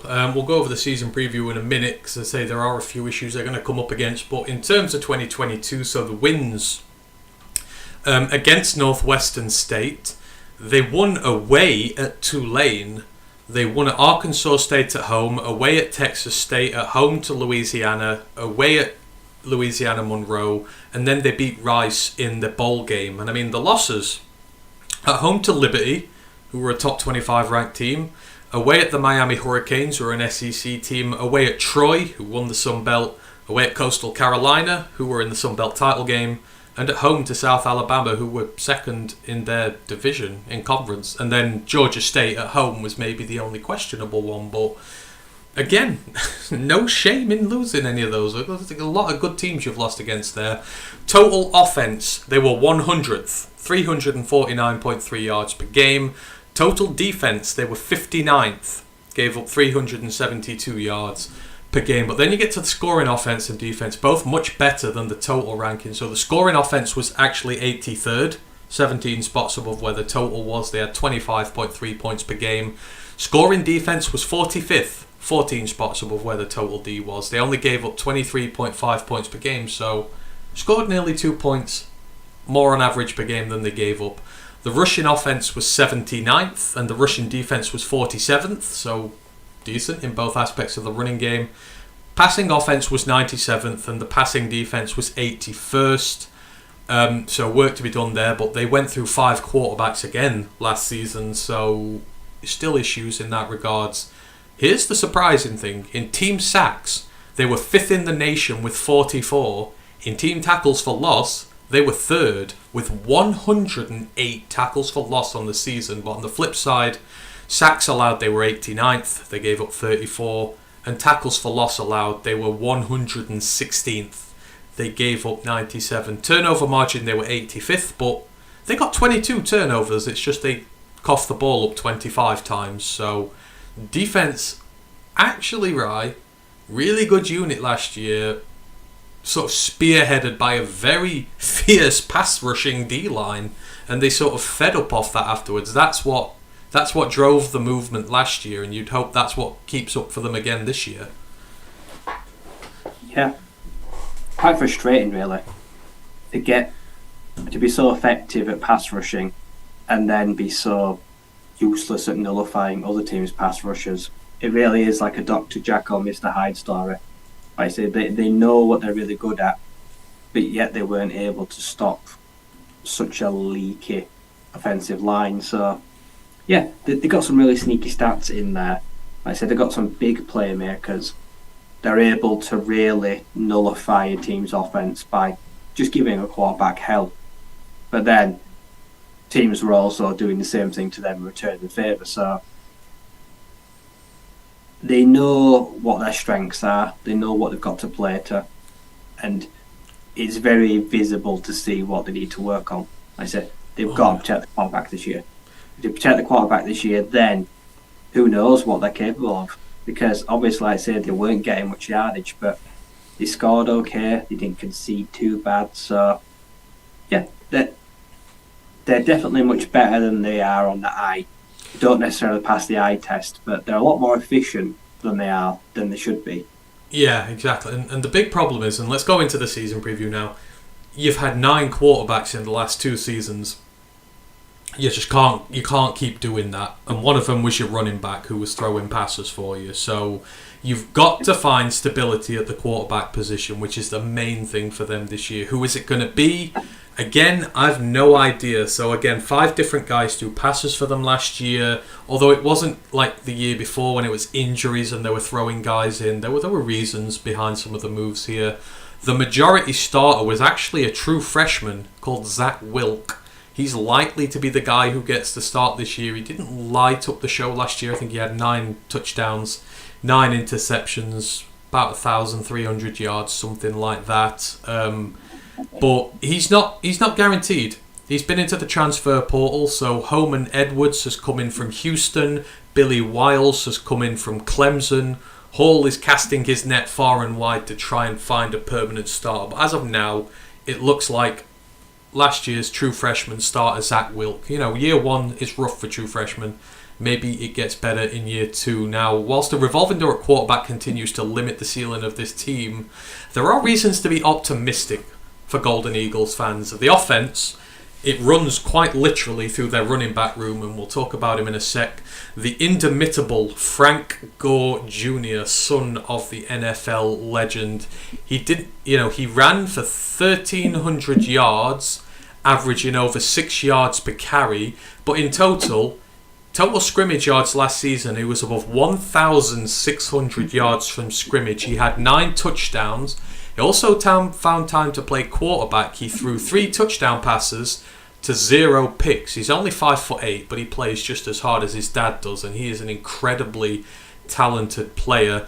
No other running back gained over 200 yards on the ground, but Hall has gone into the transfer portal and dealt with this. He's brought in Rodriguez Clark from Memphis. He has over 1,000 yards for them. He's looking to get things going again. He missed 2022 through injury, but he's fully healthy now, and he's going to be a great supplemental back to Gore Jr. So their running game is really going to be on point. They're running behind a veteran O-line that can run block. They have to take significant step forward in pass pro, but the bread and butter of this team is running the ball, and the O-line can do that, so it gives them a chance to win. Their leading receiver, Jason Brownlee, he's run out of eligibility, but the next 2 leading guys, Jacarius Caston and Ty Mims, are back, so you do have a stable core of current receivers for whoever the quarterback is going to be. On defense, the line was an absolute monster last season. As we've said, one of the most elite pass rushing units in the country. It was never going to return all of its productivity, and it has lost a fair bit of it, but you have a big core here still to work around. So you've got the defensive tackles, Jalen Williams and Quentin Bivens. You've got the edge, Avery Habas. They form a big part of an already existing framework on that line. It just needs a bit of a retool, and the unit is still likely to be one of the best in the Sun Belt this year, and it'll set the tone for that defense going forward. The starting linebackers, Santrell Latham and Dalen Gill, are gone.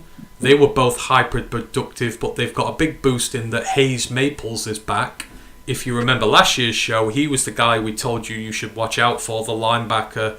But unfortunately, an injury sort of derailed his season and he didn't get to play. But again, he's another who is back. He's fully healthy. He is a do-it-all, can't-miss linebacker. So actually, they've got an upgrade at one of the positions. So it limits the blows of losing the 2 starters. Secondary was largely disappointing, given that the D-line did such a great job of making pressure. They will need to show a big improvement this year, but there's again just enough existing talent with to work around. You've got Jay Stanley at safety. He's coming off his best season. He had 5 picks, 3 forced fumbles. He's a big hitter who can create interceptions. He's like the Boise one. He's like Skinner from last year, who I absolutely loved. So you've got some guys on the defense. You've got your D-line. You've got pieces in the other 2 parts, so your defense should be good. And in Frank Gore Jr., Ryan, I mean, I don't know why he's still there, but he is an absolutely unbelievable player for this level. So while he's in that team, you can win games. So the opportunity is there for them this year if it clicks. Yeah, Frank Gore Jr. was one of the most fun players to watch in the nation last year. He looks a lot like his dad. He's built like his dad. And he's got aspirations of being like a day 2 draft pick. So, yeah, it's the fact that they managed to keep him, one, is a surprise. He obviously likes the system, what they're doing. And behind him, it kind of makes you have to respect their rush game, their offense. You kind of got to know where he's at all times. Like I say, he's shown versatility and a little bit of trickery. So, yeah, and then they've kept just enough talent on defense. If their secondary does improve, if they're still able to get to the quarterback, then yeah, this team has got a shock or 2 in it. They could pull off an upset this year. So it's kind of like they're a trap team for the other big teams in the Sun Belt. Not someone you really want to play, and someone that could really come in and kind of derail your season. So being a party pooper is always kind of fun. So they can't really lose this year.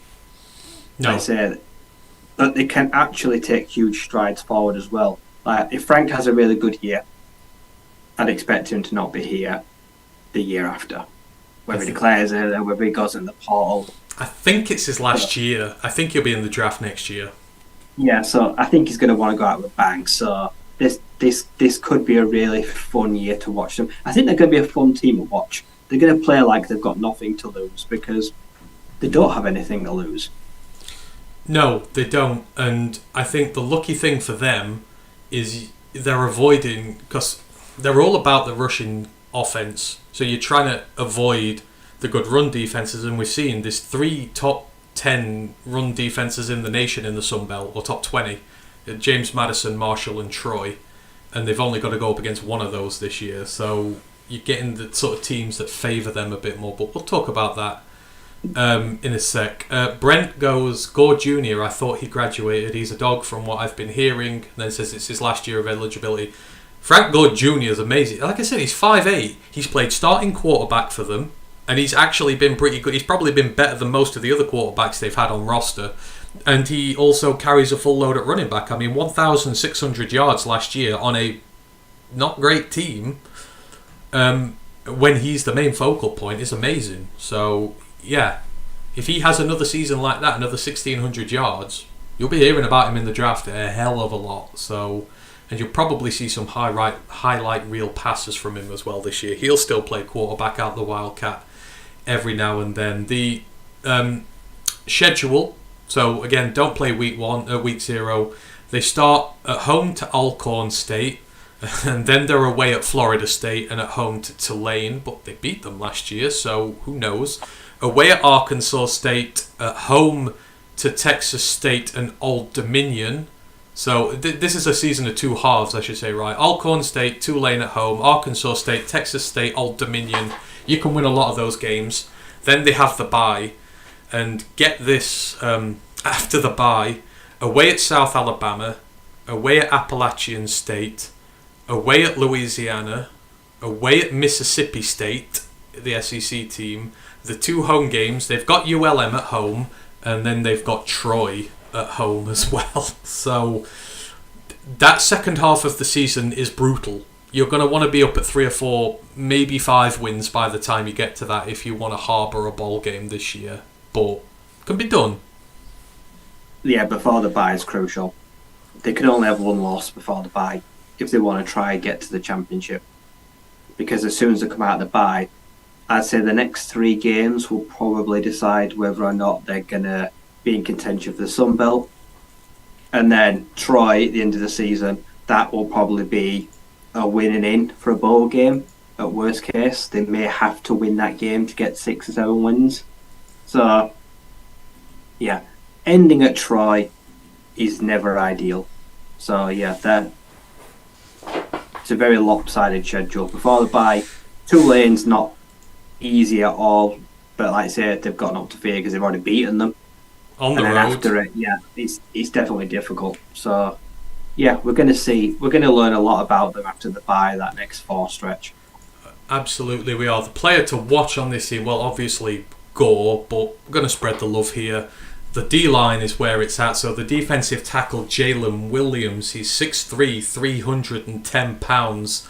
Part of the fearsome D-line that wrecked its opponents last year. He's a borderline elite run defender whose pass rushing repertoire is starting to take shape. Hopefully you're going to see a jump in that department this season. But this guy overall is just a fantastic interior D-lineman who again sets the tone in the run defense for this team. And if he has another stellar year, he may look to take advantage of it because this is his first year of eligibility in the draft. He can go, so another great season for him, and you might see him pop up on draft boards next season. Right, I lied before. We've got 2 teams left, and then we're done.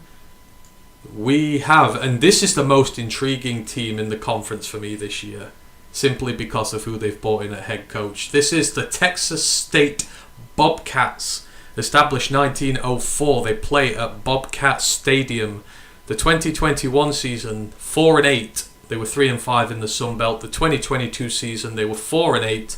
They were 2-6 in the Sun Belt, so they regressed in conference. The rivalries are with UTSA, the Battle of I-35, and then Nichols, the Battle for the Paddle, which is them fighting over a trophy, which is a rowing paddle.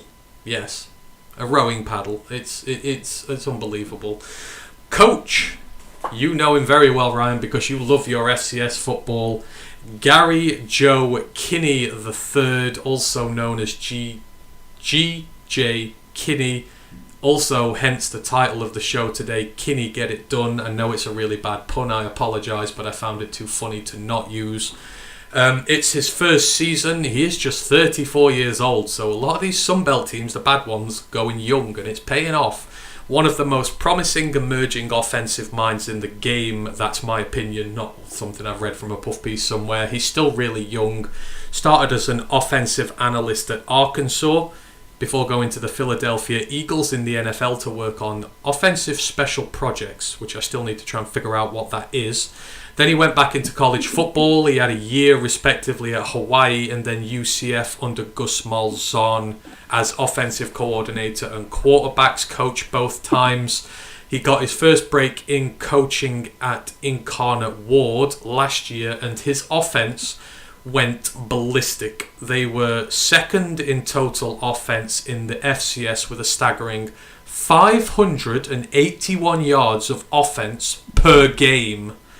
The only thing more staggering than that is that there was a team who was more than that. Furman had 605 yards a game, which is just crazy. They had over 8,000 yards of offense and 92 touchdowns on the season.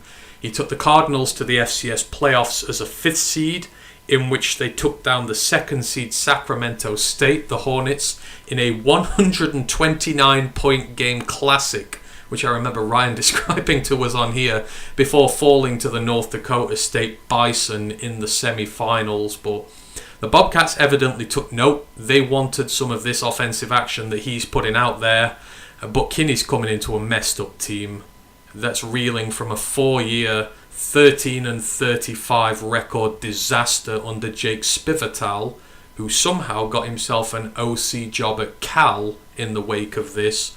And this is not the conference to be low-hanging fruit at the moment. This is an incredibly tough job, but I mean, G.J. Kinne, he is one of the, for me, he's one of the ascending offensive minds in football, and that Incarnate Ward side last year just destroyed pretty much everybody they touched. Yeah, they were ridiculous. He helped make Lindsey Scott Jr. whatever last year. Lindsey Scott Jr. had a year to match, or if not better, what Joe Burrow did a few years ago. For me, it may be the best season I've ever seen from a quarterback in D1 football. It was ridiculous, and the playoff games and some of the shootouts to get to the playoffs were some of the ridiculous. Some of the play calling was mad. Some of it was genius, and wow, he's really staked his whole reputation on this, hasn't it? To be one of the young offensive power minds, to come in to try turn around a team that is a mess and just gone completely off the rails. He probably could have gone and been an offensive coordinator somewhere better, but he's decided that he wants to be the guy to turn around a program, and I respect him for that. He could have got a lot cushier job, but he's actually decided he's going to go the hardest route possible to just prove how good a head coach he is and how good he can be long term. So he's got one hell of a job on his hands, I will say that. I mean, I'm just shocked that Spavital got himself a Power 5 OC job. I mean, God, he's been awful there, hasn't he, at Texas State? And it's like, Cal, what are you doing? And I'll explain why in a minute, because his offense last year was atrocious. So the 2022 season, bearing in mind, this does not reflect on Kinne at all. This is just what they went through. The wins were against Florida International, Houston Christian, Appalachian State, and Arkansas State. They were all at home. The losses on the road to Nevada, Baylor, James Madison, Troy, at home to Southern Miss, away to Louisiana Monroe and South Alabama, and at home to Louisiana. The stats, the total offense was 113th in the nation, just 325 yards per game. Total defense, though, was 49th. They only gave up 361 yards per game there. The scoring offense was 111th. They only scored 21 points a game. Scoring defense was 63rd, though, kept them competitive. 23 points a game they gave up. The rushing offense, 120th in the nation. They couldn't even scrape together 105 yards per game. Only scored 9 touchdowns from the ground on the season. Only went at 3.2 yards per carry. The Russian defense, on the other hand, 22nd in the nation, another elite run defense in the Sun Belt. Only gave up 116 yards per game, 18 touchdowns and 3.46 yards per carry. The passing offense was 80th, the passing defense was 95th, so not great in either aspect there. Team sacks, they were 55th with 27. Team tackles for loss, they were 43rd with 77. But then on the flip side, sacks allowed, they were 77th. And then in tackles for loss allowed, they were 106th. They gave up 82 tackles for loss on the season and 27 sacks. The turnover margin, they were 46th. They gained 20 and lost 17. Again, another team, Ryan, the Sun Belt, whose defense ensured that they maintained at least a tiny bit of respectability this year, because the offense sure as hell didn't help them out. Well, I think it's safe to say we know why they brought him in. Because, those offense numbers were rank. Yeah. They brought him in because they think he's the only person that can fix an offense that stagnant would be a compliment to them. Their defense is the only reason they won any games at all last season. With respectable yardage, points, and allowing, like I say, a pretty good yards per carry. So, areas to improve on. Pretty apparent, and that's probably why he came, because he knows what kind of job he's got to do. Brent goes, sounds like you're talking about Ben Johnson now. Ben Johnson's better, but this guy is really, really damn good. So let's look at Kinne's first season here, and I've got to say, I'm actually really excited about this season for them, and bear with me, but I'm going to draw a huge groan from Ryan here in a minute, because I'm going to mention a name which he's going to not like at all. But in terms of the quarterback battle, very intriguing quarterback battle. Put it this way, Kinne has wasted no time trying to get his own guy into the program. The previous starter is gone. The new starter is undecided, but it's down to a two-way battle.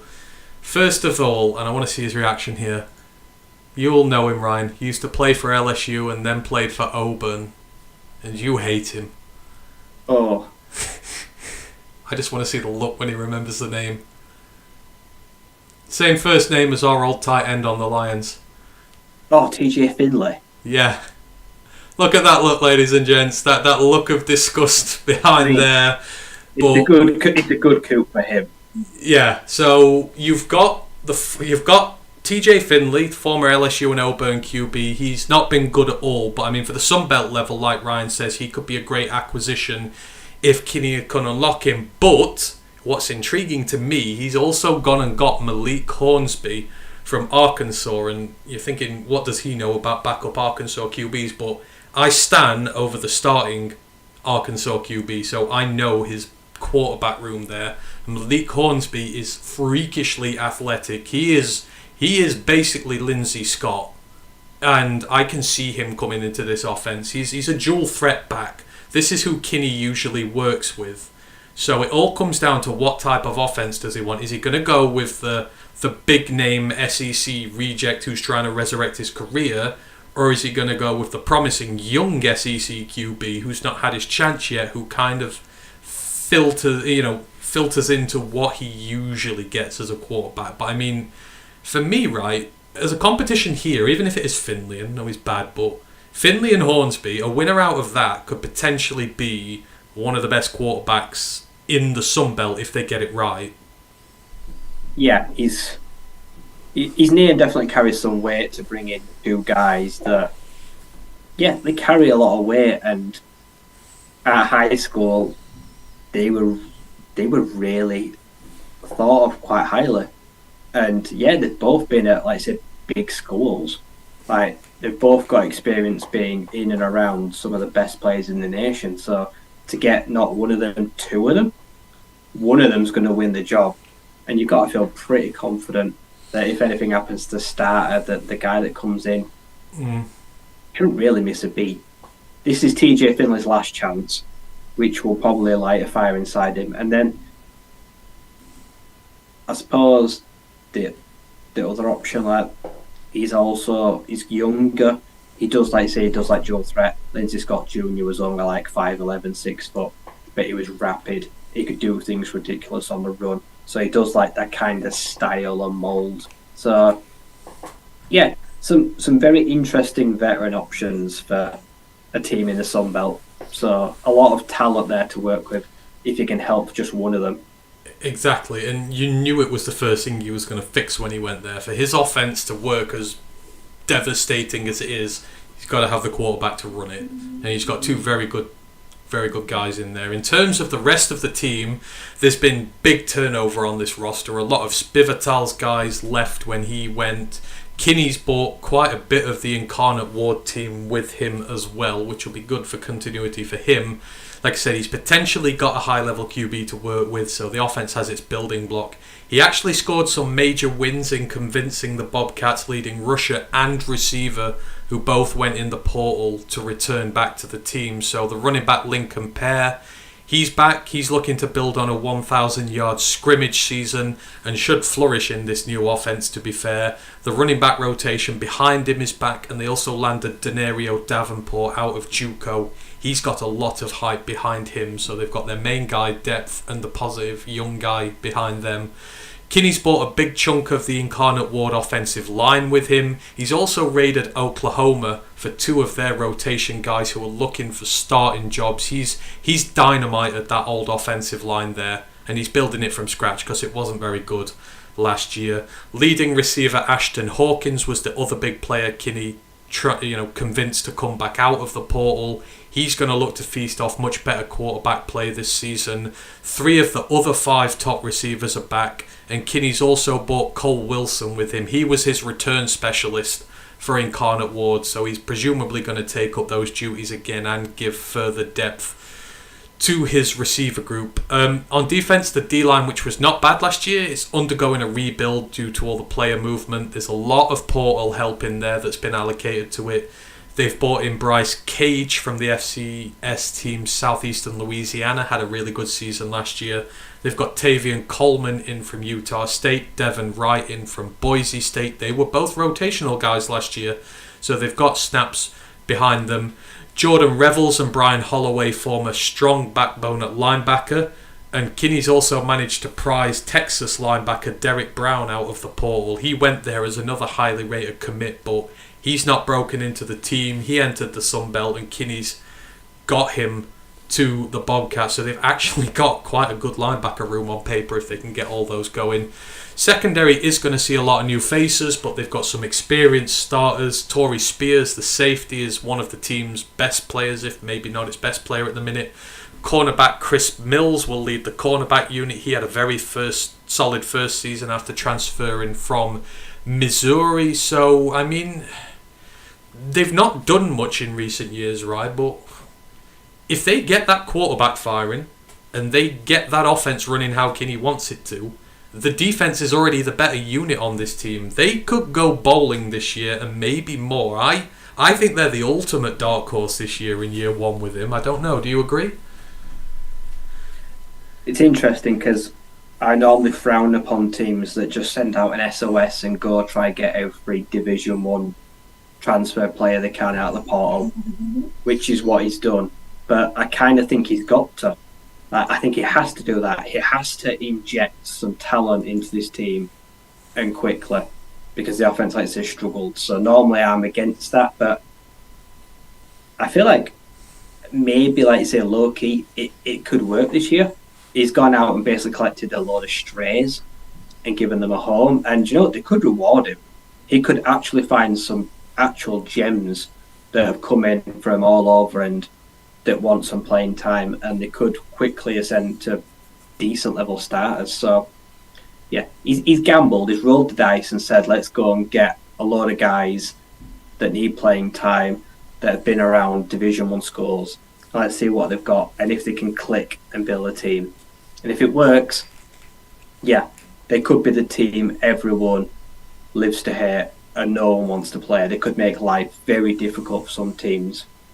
Or it could be, these players don't work, they don't want to play together, and it could be a struggle. But I'm probably going to guess on the earlier. There's no pressure on him.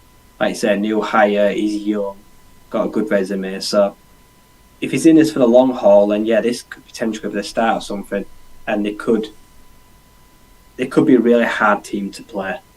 Like I said, if he can fix that offense, as you said, the defense in general was already the better unit, then maybe if he can work on balancing his team out just a little bit, 6 wins would actually be a pretty fantastic result going forward. Yeah, I think year 1 could be something potentially special for them there. You look at the schedule, it sets up to give them a chance. So they don't play week 0. They start away at Baylor, so Power 5 opposition there. But then you've got a 3-game homestand. You're against UTSA, Jackson State and Nevada. You can certainly win 2 of those. Then you're on the road to Southern Miss and Louisiana, where you could win. Then you're at home to Louisiana Monroe. Then you've got a bye week late on, and then after the bye it gets tough. You've got Troy and Georgia Southern at home, then you're away to Coastal Carolina, away to Arkansas State, and you finish at home to South Alabama. But I mean, there's plenty of meat to be had, especially again on the first part of that season. Nevada at home, Jackson State at home, Southern Miss, ULM. They could potentially do some things this year. Yeah, I don't think they'll fear anyone. They've got no reason to fear anyone because no one expects them to do anything, which kind of makes for the perfect storm. So, I genuinely think if some of these bigger name players like Click and Clickstart, they could make life hard for Baylor. Because let's be honest, Baylor right now, I don't think they're very good. I think Baylor should probably be a little bit worried about playing all these players week 1, especially out the blocks. So. Yeah, I think Texas State are going to be one of the more interesting teams watching the Sun Belt this year. Yeah. Possibly one of the most entertaining, win or lose. Yeah, they could be the one who really comes out of nowhere. The player to watch, I've put it's basically for me, whoever wins the quarterback battle. Finley is a big pocket passer. He could put up serious numbers in a Kinne offense, but I mean, Malik Hornsby has the potential to be the FBS version of Lindsey Scott Jr., who I absolutely adored last season. So whoever wins the battle there, I think they're going to put up some serious numbers in this offense at Texas State. So just keep an eye on whoever the quarterback is going to be. And we're finishing it all off. Last team. And we finish with the Championes of the Sun Belt, the Troy Trojans. And I will never get tired of saying this. I predicted them to win the Sun Belt last year, and they did. And I'm so happy that they did. Established 1909. They play at the Veterans Memorial Stadium. The 2021 season, they were 5-7 and went 3-5 in the Sun Belt. And then 2022, it just all came together. They went 12-2 and they went 7-1 in the Sun Belt. And if only they could have defended a damn Hail Mary against App State, it could have been 8-0. But I'm still bitter. The rivalries are with South Alabama, Middle Tennessee, the University of Alabama, Birmingham, and the Jacksonville State team now in the CUSA. That's called the Battle for the Old School Bell. Coach John Sumrall, 2nd-year head coach. And Ryan, who said that head coaching was a hard job? He's got 1 year as a head coach and he's got 1 Sun Belt title. He is an experienced defensive coach. He spent time at San Diego, Troy, Tulane, Ole Miss, and his most recent assignment before he got this job was in Kentucky as an inside linebackers coach and co-defensive coordinator. And as we all know, Kentucky is known for developing its defensive talent. There was Josh Pascal that we drafted while they were there. Mike Edwards is a Super Bowl winner already. They developed Kelvin Joseph, Jamin Davis. I mean, it's just a laundry list of guys who are now in the NFL. He was left in a good position by his predecessor Chip Lindsey. It was a good team, but he kept failing consistently with really good teams. So it shows to show you can have the roster, but if you ain't got the right guy to build it, you'll still be bad. They did have the 49th strongest roster in the FBS last season, and the defensive roster strength was 13th in the entire country. That's the point we made last year of it was going to be that good it could win them the conference, and it did. But you've got to develop that talent, and boy did he. I mean, this team was not even that great. They had a rank average offense that scored less than 18 points in 6 games, and they only lost twice. But he just created an absolute juggernaut that took them to the championship bowl game, and they won a bowl game as well to top it off. They beat the CUSA champions, UTSA. I mean, they started off 1-2, and then they rattled off 11 straight wins. And a fun fact, they were 10-0 when they rushed for more than 60 yards, which is just getting ridiculous. But I mean, Sumrall, he took a good team over, but they'd not had a winning season in like 4 or 5 years, and you've still got to develop your players. And I mean, boy, he made a bang year one. His bread and butter is his defense, and that carried them all the way to a conference championship, showing that it can be done. Yeah, it's just one of those rare occasions that sometimes you just inherit a really good team because the previous head coach wasn't good enough to get them over the line despite the glaring talent. A bit like when Stafford kind of walked into LA and won a Super Bowl. The predecessor, like you say, and the coaches just couldn't get it to click. And then someone comes in.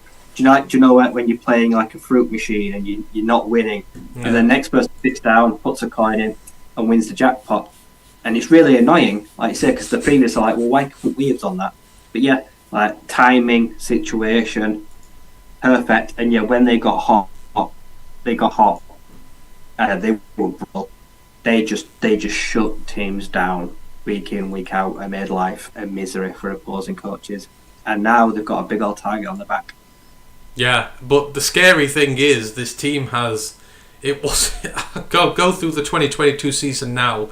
They have got a lot of room for improvement, and if they improve further, the gap towards everyone else could get insanely big. So the wins last year: at home to Alabama, A&M and Marshall, away to Western Kentucky, at home to Southern Miss and Texas State, away at South Alabama, away at Louisiana, at home to Army and Louisiana Monroe, then away at Arkansas State, at home to Coastal Cal, and then they won the Cure Bowl against UTSA. They lost to Ole Miss on the road and Appalachian State on the road in a game which they should not have lost, and I'm sorry that I keep mentioning it, but it annoys me to this day. Taking that stupid safety and then losing on a Hail Mary will bug me for all time. The 2022 stats: the total offense was 95th, 360 yards per game. Total defense, they were 19th in the nation, so top 20, 326.7 yards per game. Scoring offense was 81st, 25.5 points per game. Scoring defense, 8th in the nation. They only gave up 17 points per game. The rushing offense was 107th. The rushing defense, 24th. Gave up less than 120 yards and 3.5 yards per carry per game. The passing offense was 54th. That was where they did excel. The passing defense was 36th. And then in team sacks, they were 14th in the nation with 41. In team tackles for loss, they were 70th with 79. Sacks allowed, they were 118th. They gave up 46 sacks on the season. The poor guy at quarterback. And they were 89th in tackles for loss allowed. Turnover margin, they were 31st overall. They had 27 turnovers, but then they lost 21 as well. But that 27 earned was one of the highest in the nation altogether. I mean, it does not take a genius to figure out where this team won and where this team can get better. But I mean, if that offense even goes to mid-pack, they could be ridiculously good in this year. Oh yeah, there were too many close games last year because they were unable to just put any teams away. Defense wins championships, but also it made games ugly. It made them unwatchable at times because their brand of football is not always appealing on the eye, but it is effective. But yeah, they made life way too hard on themselves. Your defense should not have to hold a team to 17 points.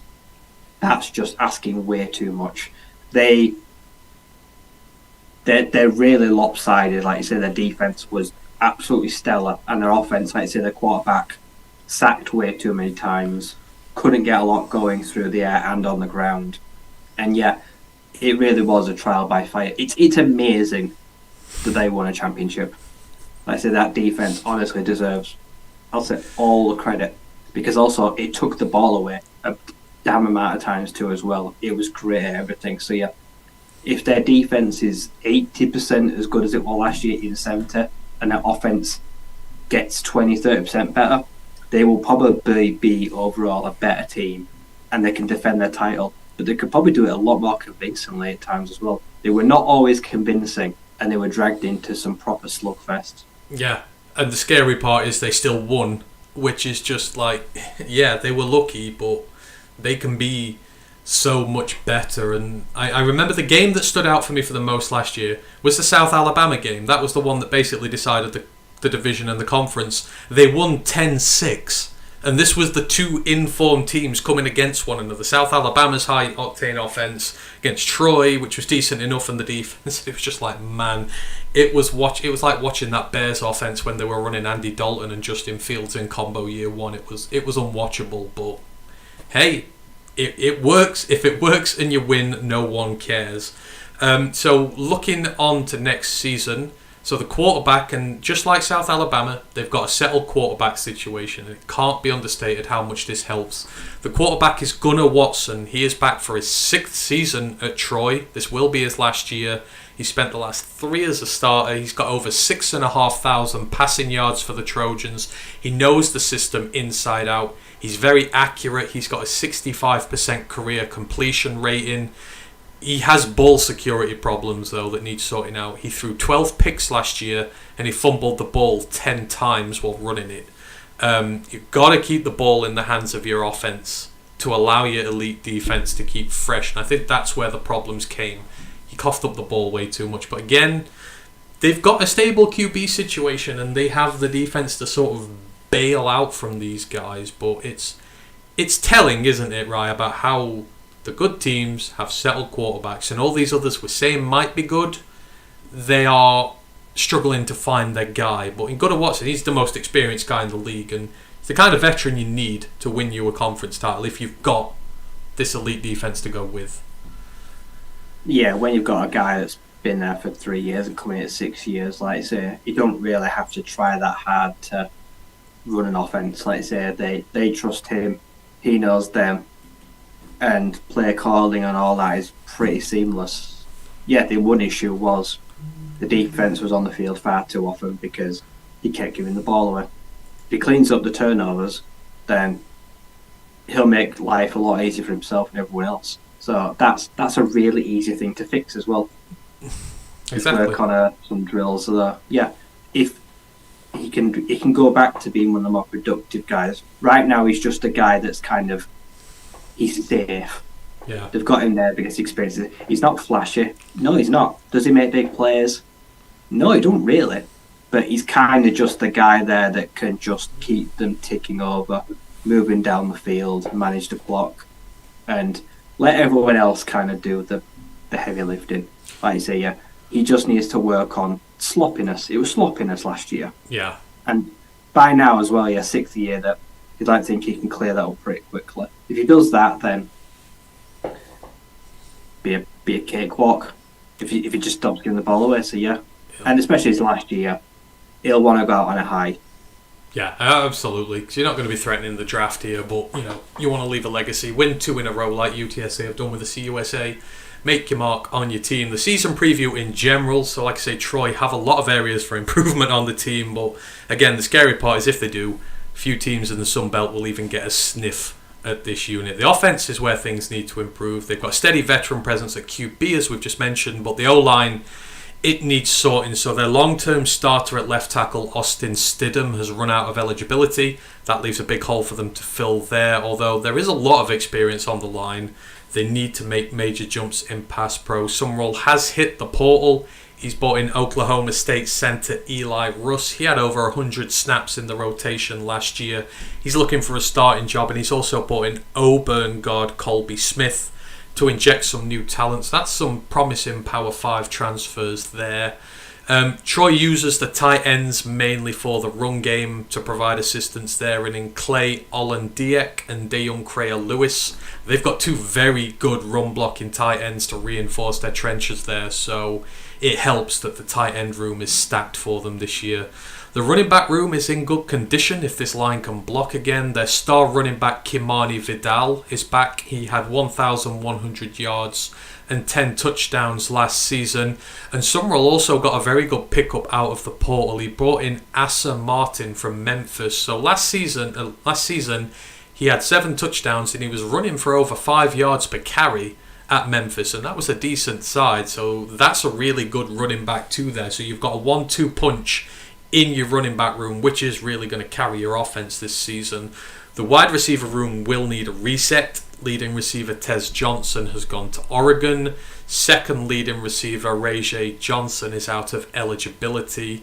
They do have a 500 receiving yard man in Deshaun Stroudemeyer back, and they've got a room with depth guys behind him who should emerge as new targets for Watson, but the run is what is going to power this team this year, and if some of these receivers can stand up, they may have a good balanced offense this year. Defensively, a lot is changing. So Sheil Wood, who was the DC last season, it was his first year. He came with some role. He's already left. He's taken the same position at Tulane as DC. He's been replaced by Greg Gasparato. Now, why this is significant, he was co-DC with Sheil Wood with Army in 2020. The pair of them created a really good Black Knights defense. So schematically, he's got a guy who works exactly the same as his predecessor, so nothing much is really going to change there. It's just the name on the door. The D-line is formidable.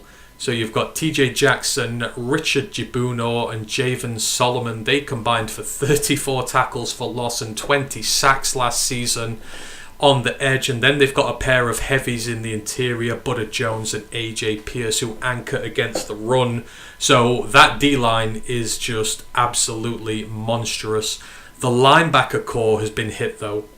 Carlton Marshall broke the NCAA record for most tackles by a player ever, with 578 tackles in his career at Troy. Has ran out of eligibility, and his running buddy KJ Robertson is done as well. He had 245 tackles as well. So you're replacing 800 tackles worth of loss in there. They have been building their replacements in-house. So you've got Terry Thomas and Jaden McDonald. They are the guys who have been getting trained up to fill those inevitable gaps, but there's going to be a drop-off initially, and it remains to be seen how big an impact it has, because those two, they were the engine. This was an entire unit, this defense was, and the engine's getting changed. So are they getting a V8 in replacement, or are they going to get a shoddy little 1 litre? Who knows? Secondary, though, very healthy spot. Reddy Stewart is one of the best conference's best cornerbacks. O'Shea Fletcher and Del Pettis are great depth there as well. And they've got plenty of depth in the room. So, I mean, on paper, it could potentially be good this year. They've got the running back room. The offensive line needs work, but he's gone out and got guys for it.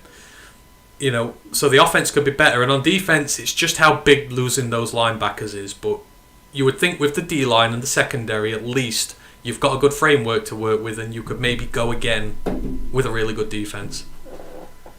Yeah, a bit of change on defense. Like I say, you're losing two key guys in the middle. But if the back end can be pretty much locked down, and the front is pretty much just like a blanket, it's Smollers, then you shouldn't really notice it too much. So the linebackers will have to pick up the stragglers, anyone that actually gets rid of the defensive line. If the passing game is able to step it up a little bit this year and Quabbott turns over, you probably won't even notice that the defense lost anyone. That is, if they can step up and take a little bit of pressure off them, which they need to. They've got a responsibility this year to, I'd say, be better, take more pressure off the defense, especially as well that you're hoping that the new defensive coordinator, that nothing changes. If it's just in the same mould, he brings the same brand and the same intensity, then you shouldn't really notice any different. But yeah, defending a championship is always harder than winning one. Like I say, you never like change, but they're not too fundamental changes. Like I said, they're not going through anything severe, so they'd like to think that nothing really should upset the thin team and how it goes through. He likes to go through his ground game and he likes to go through his defensive line. And for the best part, they're fully intact. So, yeah, they're in a good position to try and defend the title. Yeah, I feel like they are still going to be the team to beat this year just because of how elite that defensive is. There's plenty of good elite defenses in the Sunbelt, but these just raise their team so much and they just stifle so much. But just as an aside, I mean, can you imagine taking 578 tackles in just a college career? I mean, what those two guys did there was really amazing. I mean, it's going to be so hard for them to replace Carlton Martial, but I mean, nearly 600 tackles. That's got to do something on your body at such a young age. Yeah, that can't be fun. I wouldn't recommend that. I don't think it's. I wouldn't necessarily say it's something to be that happy about. I feel like it's probably a bit worrying that he needed to mop up that many times, but it shows he's reliable and dependable. Yeah, exactly. And, I guess he's been on some bad teams beforehand, so I don't know where he is. I'm guessing he must be a free agent because he's not in the NFL, so I don't know. I hope he gets a chance, though. With that kind of mileage, I think that'll probably put some teams off. Yeah. That's a lot. But the schedule fits out really well for them, so I'll not do it in order, but this is their away slate this season. So you're away at Kansas State, which is your Power 5 one, but then you're away at Georgia State, away at Army, away at Louisiana Monroe, and away at Southern Miss. That's it. Your home slate is James Madison, Western Kentucky, Stephen F. Austin, Arkansas State, Texas State, South Alabama, and Louisiana. So, you've got three of your closest rivals there, and you've got them on your patch. Your away schedule is a cakewalk, really. There's nothing on there you should be concerned about. The schedule has landed probably the best for them out of every team in the Sunbelt this year. That they could run that if they get that offense going. Yeah, they can try and give Kansas State a scare, and then everyone else, they should beat everyone else away. They should be going 4-1 on the road. Like I said, that'll be 4-0 in conference play, basically. So, yeah. And then home schedule. Yeah. Everyone you're going to play that's going to be a real competitor or challenger at your title, you've got home grit team advantage. So, yeah. 10-11 wins is very doable. And it should be the aim, like you say, realistically. Getting back to the title game is very achievable, and the schedule has been very kind to them. So, realistically, I don't want to hear no excuses. No. Unless anything happens, like you say, they can't really be made. That's a very favourable schedule for a defending champion. Exactly. So, that's why I think they're going to be right in it again this year. The schedule is just, it's worked out so well. No, he wasn't drafted, Brent. I know, over 500 tackles. He's an undrafted free agent. He's probably going to end up in one of the summer leagues, probably first. Spring leagues. He might come in the NFL eventually. Dan McGuinness says, alright fellas, alright Dan, hope you are doing well. Just to end off the segment about Troy and about everything in general, the edge TJ Jackson is the player to watch here. He's 6'1", 270 pounds. Like I said, Troy kills you in the trench. TJ is the heat-seeking missile they send off the edge to hunt you down. Last year he had 8 sacks, 7 quarterback hits, 2 forced fumbles, 14.5 tackles for loss, and 40 total pressures overall. I've watched some tape on him. He is so technically good with his hands. He wins so quick off the line of scrimmage with his hand fighting against offensive linemen, which just allows him to get in the backfield and make all those big plays, like play after play after play. He's still got 2 years until he's draft eligible as well, so he could be the best defensive player in the Sunbelt by season's end if he has another season like he's had here, and he will get a huge transfer. His name will be all over the portal if he has another great year this year. So TJ Jackson, the edge, is the guy to watch there. And with that brings a close to 2 weeks of looking at the Sunbelt. I mean, there's a very eclectic mix of teams in here this year, right? The East is very competitive with a lot of teams who will want to win it in there, but the West, I mean, there are potentially some teams that could come out of nowhere and and cause waves, but then you've got two of the best teams in the entire conference in South Alabama and Troy. I feel like the CUSA one, it's so hard for me to predict who's going to be in the championship game because it's very competitive for the most part. Yeah. In this half, you've got teams that could go winless or could be real dark horses. This half has got the real unknown factor. We know pretty much everyone in the other half is going to be competitive. At least 5 or 6 of them think that they can at least win 8, 9 games. Like, so you've got teams in here that could win 1 game, could win 7 games. Like I say, Troy could. Their defense, like I say, under the new coordinator, like, he might just have a terrible year. It could just collapse. Like I say, it could just like they don't like his player calling. He might try to change too many things. Texas State could come in with all their new D1 transfer portal players and just be a juggernaut and blow teams away. So, yeah, it's kind of impossible to know what we're going to get, really.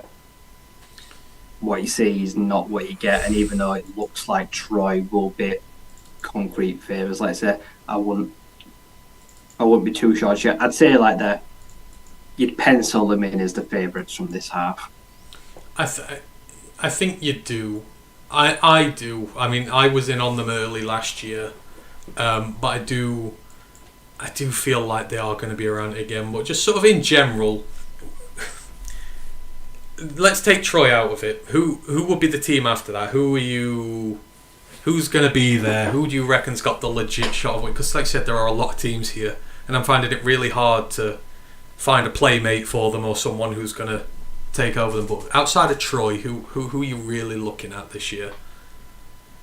I think the Southern Miss and Louisiana.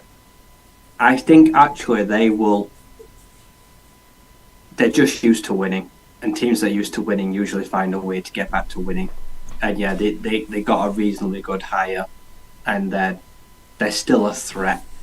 I feel like they're a team that could surprise a few this year. They could bounce back fairly quickly.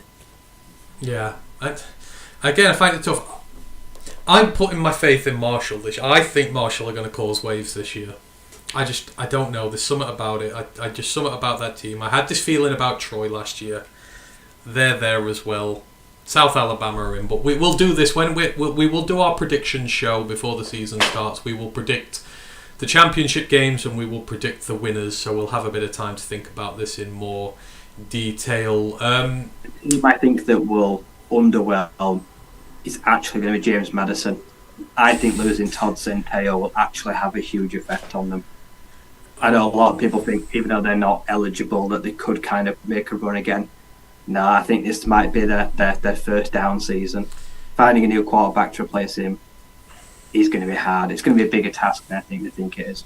I think Coastal's going to collapse. In all due honesty, and as much as I want Tim Beck to succeed there because he's Wolfpack man, I think they're going to struggle this year. I think they're going to be the ones. They're hitting the reset button, and that offense is just going to be so.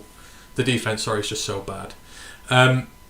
That is everything from us. If anyone has got any questions you want to ask us before we get out of here, please do. I'm just going to go through a few bits and bobs first, and then we'll answer anything when I am done. So next episodes, the next episode of the main Roar of the Lions UK podcast, the Detroit Lions one, will be coming your way next Monday, the 24th of July. We are going to be previewing training camp. Thank the Lord it is finally here and we get to talk about real things once more. The college pod, me and Ryan will be back next Wednesday. We might be doing one over the weekend. I don't know, but we'll let you know because I've got a lot of content to fit into an ever smaller window of time, so we may be doing some extra shows coming forth, but we'll certainly be back next Wednesday. We'll be starting the next of our conference previews.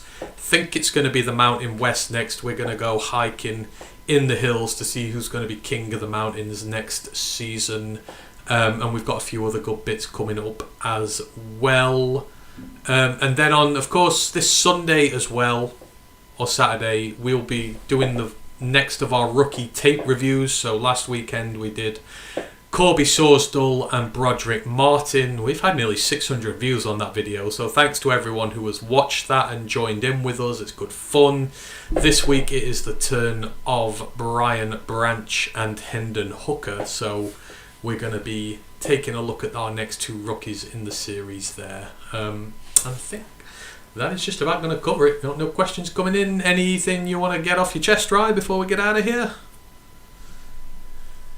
No. All right. Like I say, we're flying through these, and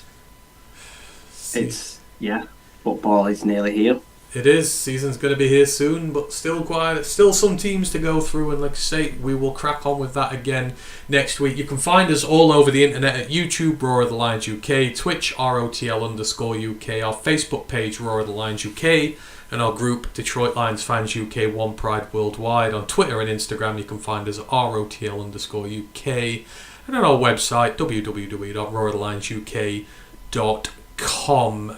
Thank you to everyone who's been here this evening. X Lost Oceans goes, great show. It's quitting time at work though. See you both next stream. See you soon, Lost Oceans. Thank you for joining us. Really appreciate you being with us. Thank you to everyone who has joined us on YouTube as well. Brent, I will answer that question next time we're on. I will get. In fact, no, I'll do it quickly. Who's the top 5 teams in your opinion? Top 5 Sunbelt teams, or I go before we quickly get out of here. Troy, Marshall,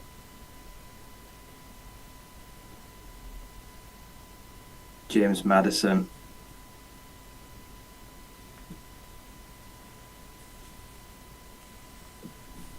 Southern Miss,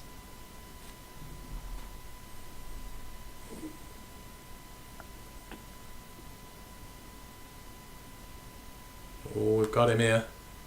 Louisiana. Been out of the Alright. top 5 teams this year. Alright, so I've got Troy, South Alabama, Marshall. Oh, I forgot South Alabama. South Alabama, Marshall, to say Coastal Cal. Louisiana's on there for me as well.